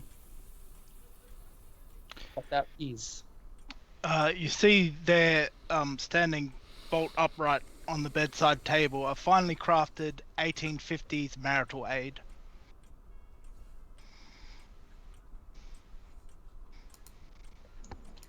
I pick up this thing and turn it around in my hands, looking at it, not having any idea what it is.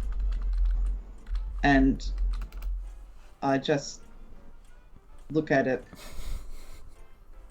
shrug my shoulders, walk out to the lounge area, sit down, put it on the table,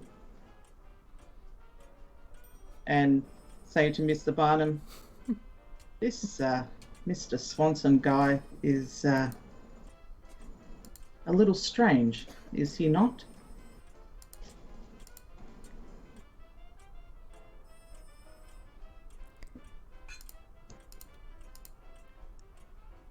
Would a cult do if I did a roll on it?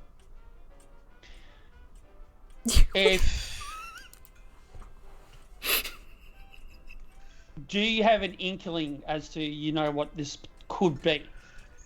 Like, would your character, looking at this, do you have would Donald have an idea? Yeah, I believe he would. Roll intelligence for me, 57. All right.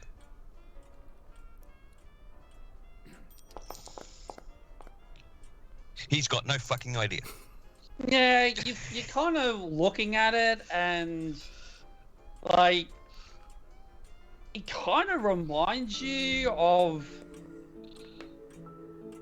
with some of the traveling that you've done, you swear you've seen this somewhere in France before, but you can't exactly remember where you saw it, let alone what shop.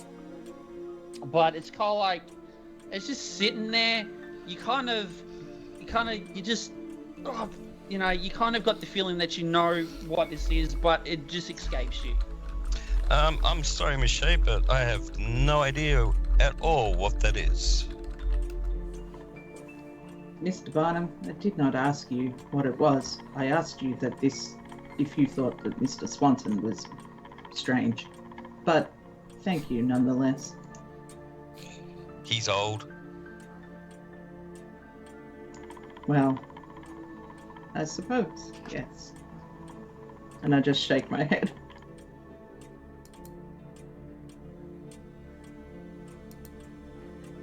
What else do you two do while you're waiting for the rest of your party to come back? I'll just drink the whiskey and mind my own business. I asked Mr. Barnum more about his card readings and why he thinks that making a business is profitable, doing what he does. I believe it helps the people that I read for. Help them get in touch with their loved ones and all that. What, their loved ones that who have passed away? Yes. But once they're dead, are they not? In some aspect, yes. But their spirit still lives on. But their spirit can't live on once they're dead. That's the point, is it not? Have you had someone that has passed that you've cared deeply for? Well, not really. The only person that I really care deeply of is Elsie, and she is alive. But in saying that, we have, I have been around a lot of people who have passed away. Elsie's mother. Your sister, yes? Well, yes. Do you not miss her? Well, unfortunately, with what we do, it was bound to happen eventually.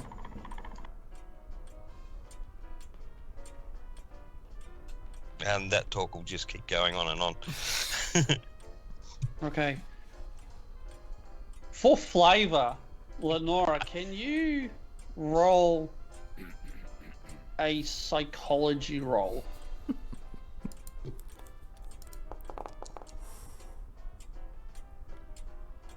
Yes, and it was crap. Okay. While you kind of get the impression that Donald is actually very sincere about what he's talking about. Like, you don't get the impression he's trying to pull the wool over your eyes. So he literally believes in what he does is very strong. Like, it's like what he believes in. It's his it's his bread and butter. So if that talk is going to continue and there's nothing more that either of you have to say or do at this point, you'd be happy for me to move on to our other three investigators. Yep, because I've got to work out how to do cards now. Okay. All right. So Elsie drives up to the university. She takes you directly into the library.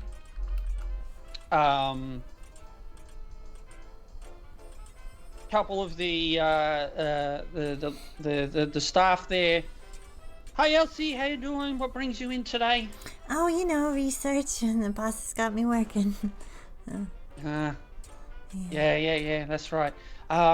Is there anything that we can point you in where you need to go, what you're looking for? Mr. Rawlings and Mr. Swanson would like to research some stuff at our library, and I was going to make a few phone calls to the police stations.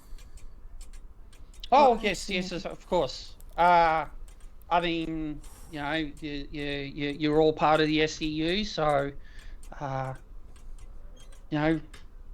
resources are at your disposal. The phones are over there, and he points over to the phone, where you can see that it's kind of like a so like a booth kind of thing, so you can have some privacy if need be. And he says, you're looking for research. What particular areas are you interested in? She looks at both of you.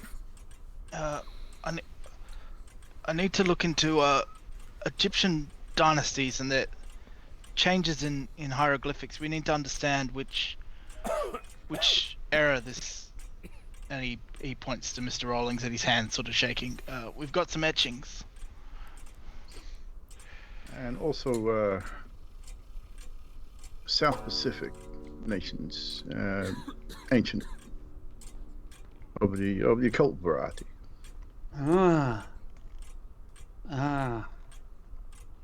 Well, you can find all of that 5th aisle down, probably about good 2/3 of the way down. You'll be able to find your at least the Egyptian stuff there. South Pacific, next aisle over, about halfway down. I appreciate your help, sir. Is there anything in particular, like you said hieroglyphics? Markings of sorts, maybe a language. Okay. Specifically, the Mu culture. Oh, that's a very interesting one. And in the clerk turns to Elsie. Professor Warren Rice, you'd be a good one to speak about the Mu. Professor Warren Rice. Okay, all right. If your research doesn't show up anything. Okay.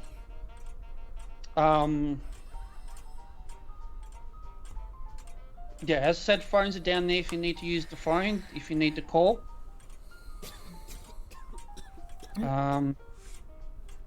If there's anything else, I'll be here.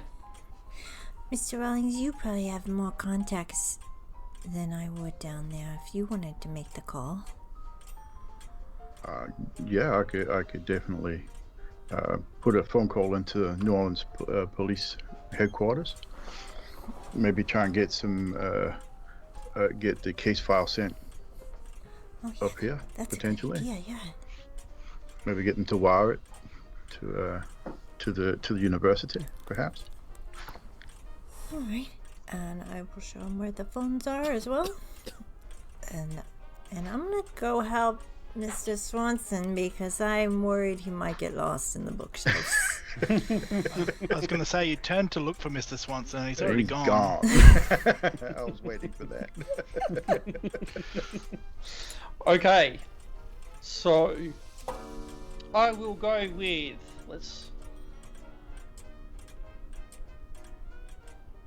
So I take it, Blake, you're going to go to make the phone call. I'll make the phone call first, yeah. And Wilfred and Elsie are doing the research on the hieroglyphics and the markings of the Mu.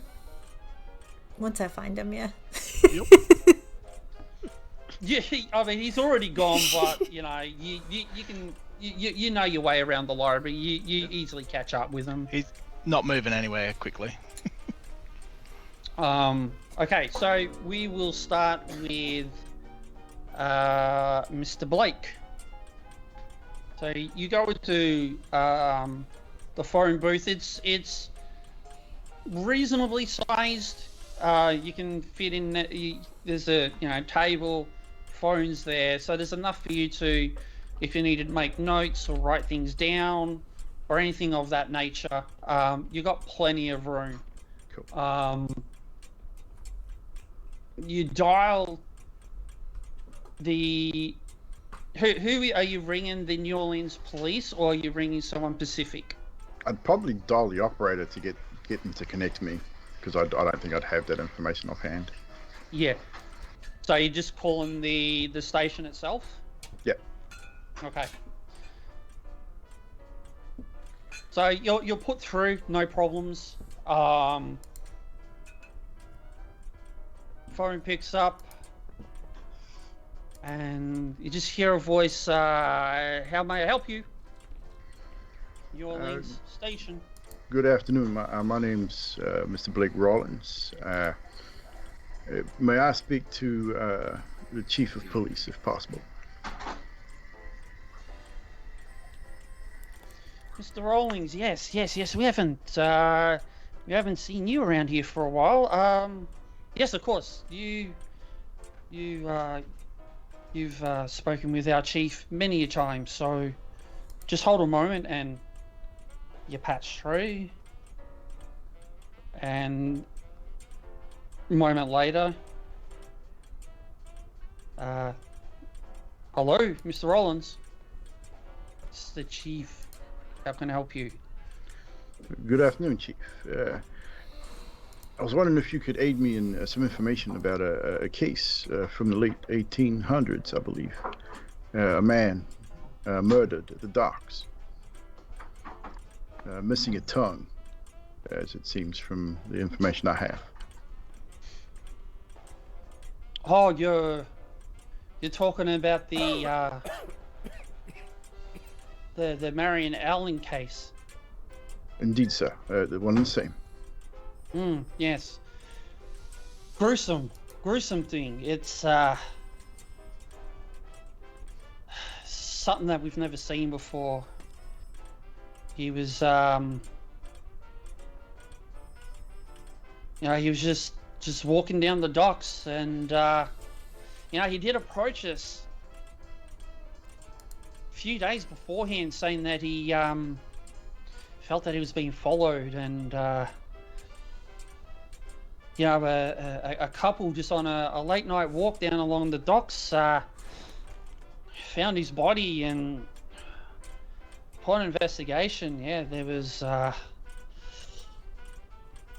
markings on his forehead. Never seen them before. Very strange. The tongue was cut out. It definitely was done with some sort of surgical implement. That's just something that you just would not normally do. Where are you at the moment?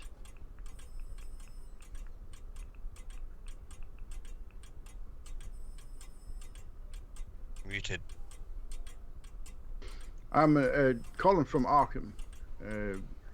I have caught a case which seems to have tied this particular case to it. Some I just need some information. Maybe could help me in my current investigation. Okay. So if you're in Arkham, we recently sent up the police report to a Professor Nevada Jones. Oh, is that correct? Well, that is great information. I will endeavor to contact him. Yeah, I mean, obviously it would take us several days to get you something up here.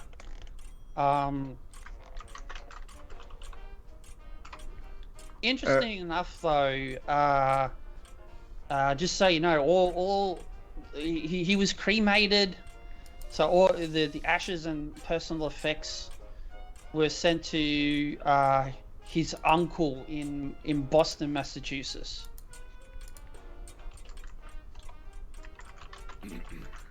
All right, that's fine. So you sent the entire file, photographs included? Yeah, full police report. Yep. He paid a pretty penny. I'm not going to say no to that kind of... Indeed. Well, I believe I have all the information I need for now. You take care, sir, and I hope your family is all well and healthy.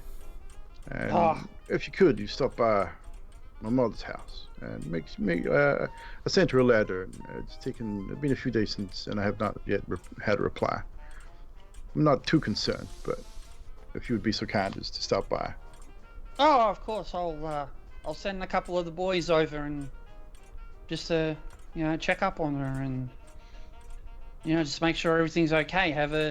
Do you want them to have a look around the place, or? Just to pop in and make sure she's okay. Yeah, I'm sure she's fine. I'm sure they'll love some of that tea that she provides. She does like her sweet tea. Very good. Okay. Well, if that's it, then yeah. Like I believe so. I don't think I need any more information at this time. I mean, I'll be sure to give you another call if anything. I can think of anything else.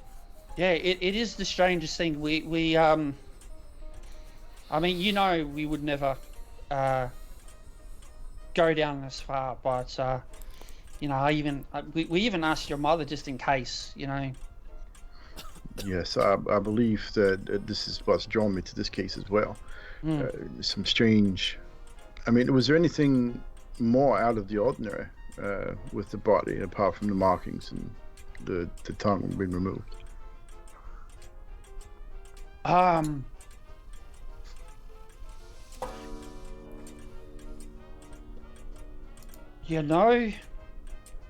Between you and me,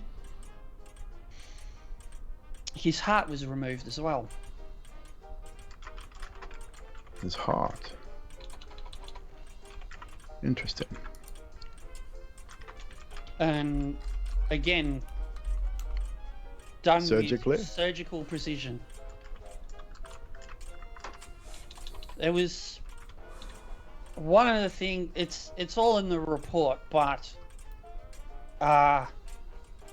we didn't want the public to go into too hysterics about this information, so we kind of asked to dumb it down a little bit. Of course. I mean, we do not want public panic after all. Anything that was omitted from the report, perhaps, that you might be able to share? That was the only thing. Right you are.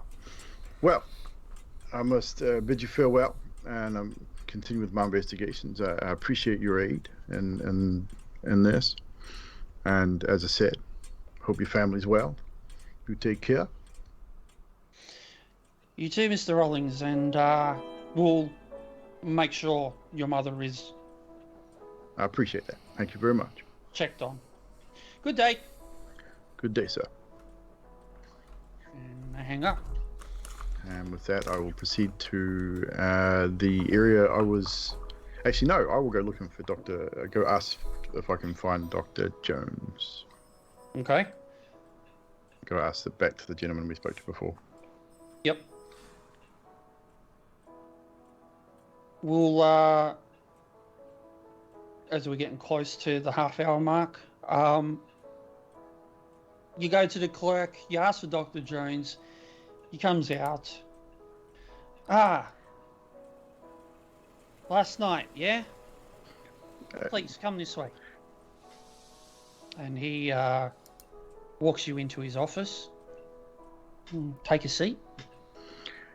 I won't take much of your time, Dr. Jones, but yes, I was here last evening by your request, of course. But I just got off the phone to New Orleans Police Department. The chief there is a friend of the family, and we have made a little headway in this investigation. But I will need, if you would be so kind, the police report that was sent to you from the New Orleans Police Department, as it is pertinent to our investigation. Yes, the report came from Mr. Merriweather. He wanted me to look into, obviously, what's been going on. So, Elsie, can we have handout Edge 3 on the screen? And Dr. Jones walks up and goes into a one of his desk drawers and sort of rummages around for a little bit. And here we go, and comes up with like a good sized folder with the information, and hands it to you. Says, yeah, I mean, like I said, I don't have time to look into this, so if this helps in solving the mystery, then, by all means, just take what you need. I appreciate that. It may or may not. I'm not entirely sure, but it was mentioned in Mr. Merriweather's personal effects, so it does not hurt another going over, as I say. Oh, absolutely. I mean, we gotta cover all bases, and sometimes you gotta cover it twice, if not thrice. Indeed. All right. And yeah, you can see on the report there everything. Awesome. That is pertaining to the police department. Can I get a copy of that sent to me at some stage? Because I'll read over it before next session. We'll organise that for you offline. Awesome. So if I take it all going well so far. Somewhat. We've made some interesting discoveries. Doing a little bit of research before we head out to where we need to go. Yeah, it's fortunate he's passed, but just in case Elsie hasn't mentioned it, any provisions or equipment that you may need, it will be taken care of. You don't need to worry about anything. And where are we to procure said equipment? Just so I'm familiar. Elsie will know where to go. Indeed, sir. Once again, thank you for your time. All right, and Dr. Jones stands up and offers to shake your hand. Blake reciprocates. And escorts you out, where you're more than welcome to go and find He probably would. your friends, or if you wish to sit down at a desk to look over the paperwork, the choice is yours. He probably put the file in his bag to look at later, and head to he'd probably go to the aisle that was indicated for the research that he was looking for on the move, rather than looking at them. So if you want to switch to them. Yep, so make a note that you've got that information somewhere. And we will quickly finish off the night with Wilfred and Elsie. You find the Isle of Egyptian knowledge. You're looking through the various books and such.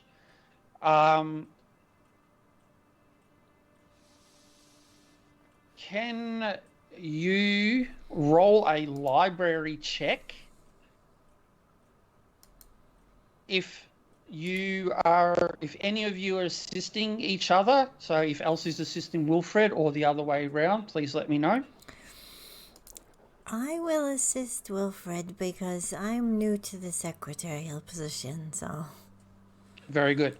So with Elsie assisting you, Wilfred, can you do a library check with a bonus D10? And you will take the lowest roll. So like in D&D, this is advantage. So you will take the lower roll of the two. Alright, so I just roll twice. I don't put the slider up to +1? Yeah. No, you can put the slider up to +1. Yep. Yep. And cool. that'll give you the advantage. Yes. I shall roll the... Oof! Ooh, extreme Nice. success. Smashed it. So between you find a book kind of in a more of a dustier shelf. And you pull it out and go sit on a table. And you spend with an extreme success, it doesn't take you very long to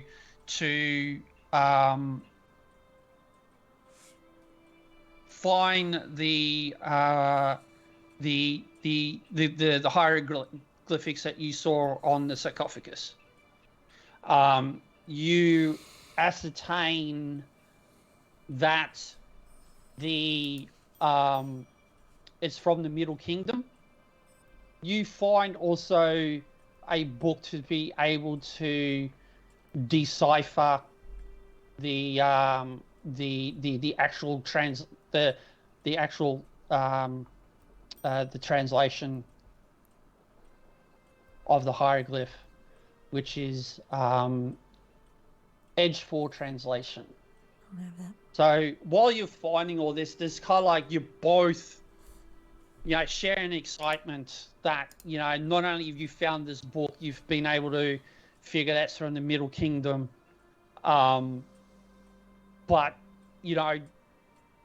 able to decipher as well.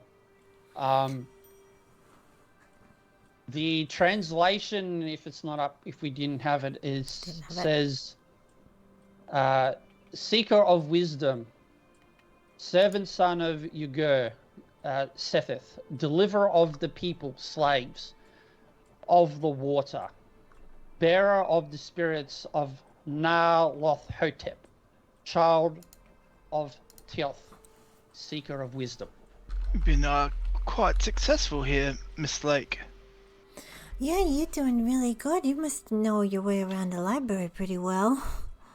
I've spent many hours in the library before. This is an interesting translation. On a personal note, Miss Lake, I hope you've fully experienced the joys this world has to offer before you go poking around in its darker recesses. I hope you know what you're in for.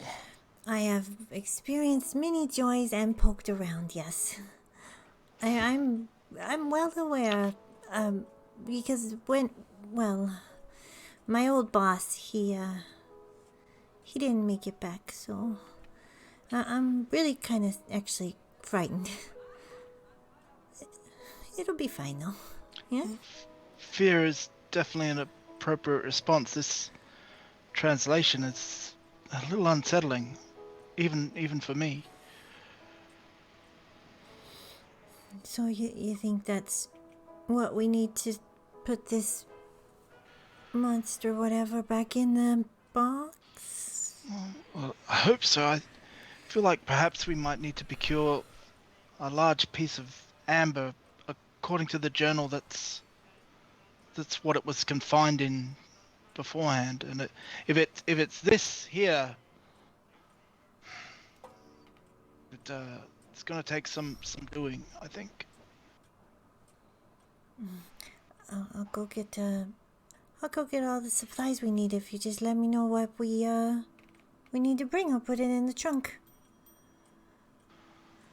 We'll best catch Mr. Rawlings? Mm-hmm. Yes. Maybe he's gained some information from the police that might be pertinent too. All right.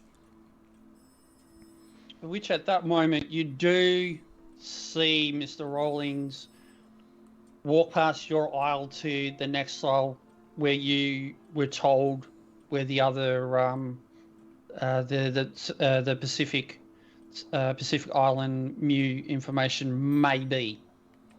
So it's up to you if you want to, if you've done your investigation and you want to go see what he's up to, or there's something else you want to do. Mr. Rawlings was saying something about Mu. I guess we should find him and see if there's any relevance there. This way. No. No, I think I see him. And I'll grab his arm and kind of gently lead. Very good. We'll do this final bit and then we'll finish up for tonight. So I do apologise for going a little bit extra over. All good. So, Blake, you start having a look down the aisle. That's what I'm assuming you're doing at this point. Indeed. Trying to find any information I can on the moon. All right. can you roll a library check? This time it needs to be a hard success. No, that was just a regular success. Okay. So you're looking in the general area, you kind of see like references to Pacific Islands and things of that nature. Nothing kind of referencing tomes or scripts or documentation about the Moog. Like you're looking through books, you're looking through indices, etc., etc. You're not having much luck. You do hear the footsteps of Elsie and Wilfred coming towards you. Oh, how'd you get on? Oh, Mr. Rawlings is amazing on research. Yeah, he found a lot of stuff that I don't understand. You mean Mr. Swanson. Swanson? Oh, no. I think The he's rubbing off senility on must be catchy. Yeah, it's contagious. We're under a little bit of stress, so I can understand. But I'm having a little trouble myself trying to pinpoint any information on this Moo culture. It is old, and there may not even be any information at all. But I did get hold of the police chief in New Orleans, however. And it appears that the police report from Marion Allen's case was already here in Dr. Jones's office, so I have procured it. Well, that's good. So we should be able to go over that at some other time. Yeah, we can all go over together. How pertinent do you believe this information on the island of Mu would be to our ongoing investigation, Mr. Rawlings? I believe it has some merit, as the markings are on the inside of the box or the sarcophagus. I mean, it may lend us some information on how to retrap this entity that is not otherwise known to us. And Mr. Swanson sort of goes over the shelf where you've grabbed your book. He's like, maybe my wealth of experience will Indeed. turn up something. Please, And I'll sort of like thumb through the books looking for... Any aid would be appreciated. Okay, so well, and Elsie, what are you doing at this point? Or what would you like to do? I'm just gonna go ahead, which we can do later, but I'll head to Dr. Jones's office to see what supplies he would suggest we needed, so. Okay. So, with Wilfred assisting Blake, or Blake assisting Wilfred? I would say I'd probably turn it over to Wilfred and just help him giving the information. I've already sort of already looked at this book and that book and this particular area. Okay, so same roll again, Wilfred. I want you to do library roll with bonus die. You only need a regular success for this one, since you're both helping. It will take a little bit longer. Okay. Nice. That is a hard success, which speeds up the time. You kind of look in the shelf and you move a couple of books and you kind of see in the back of one of the shelves, like there's a book, it looks like it's supposed to be on the shelf, but it's just been pushed back far enough out of, quick line of sight eye. Like if you're just doing a quick skim, you wouldn't have seen it. But since you two are being very meticulous and going over and taking your time with your hard success, you do find a book about the fabled civilization of Mu. It's a reproduction of a sea-eroded carvings to be Muvian in origin, and that is Muvian, for those who wanted the spelling. Closely resembles those found inside the lid of the sarcophagus that you guys had earlier in the day. Unfortunately, the book offers nothing in the way of translation of the gifts, and as far as you're concerned, it's indecipherable. You kind of get the impression that this is a very, very specific and rare skill to be able to read and understand the language of Mu. You might be able to find someone in the library to be able to help.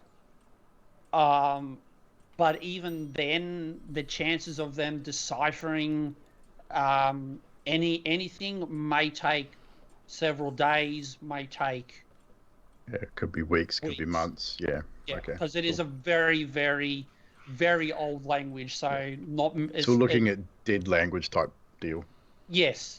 So it might be, a friend of a friend of a friend may know someone.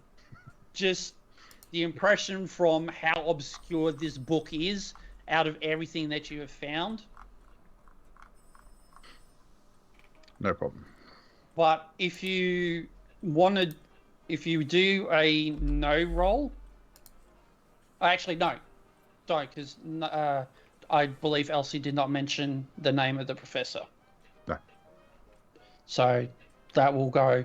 So you kind of left in a, okay, well we kind of know what this is, but we kind of hit a brick wall, and we're possibly going to need more assistance to even be able to get any indication of what this could potentially be or mean. We'd probably take the book with us, I think, and get it put aside for future reference, potentially. Like, return it, like, take it up to the person we spoke to and just ask them to put this aside for us in case we want to come back and re-reference it later. Just so we don't misplace it. Yeah, sure. Or even ask if we could take it, one of the two. You won't be able to take it because it's part of the university library. Okay. So it's more of a reference book to be in the library. So, but he's more than happy to set it aside. He'll say he'll hold on to it for a week. Okay, cool. And then it will go back into the shelf if you ever come back to look at it again. Cool.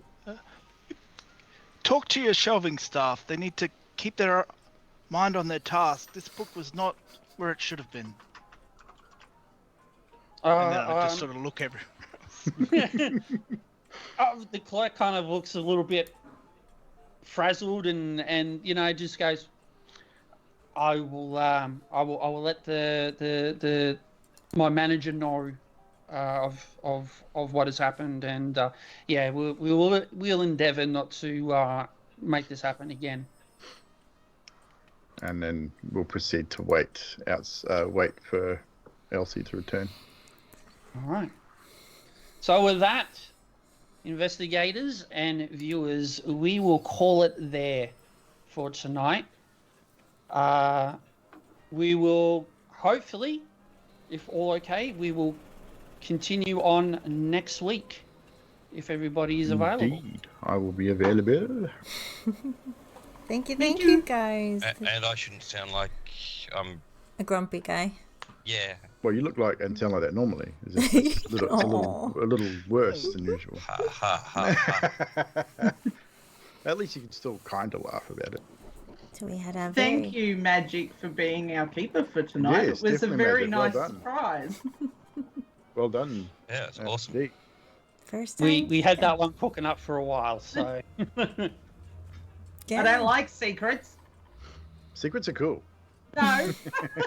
Secrets are good. See, I didn't Secrets are good. I didn't tell anyone. I was like, no.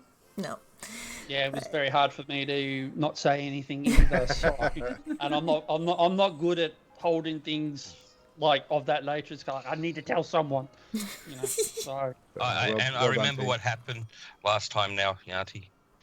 Do you remember what happened, Trashy? Yeah. I know what you did last time. Yeah, exactly, yeah. So don't spoil it. No spoilers. I won't. All right. So join I us. think we went to band camp, didn't we? Sorry. You weren't there for that. So join us next time, Tuesday for more Call of Croc Tuesday. Tuesdays. Yeah, more Call of Cthulhu's. And see, we all lived. So we'll see if we can keep that up for next Tuesday. And Bets on whether Tracy's character will die or not. all right, guys, thank you for being here. That's all for us right now. Bye, guys. Boy.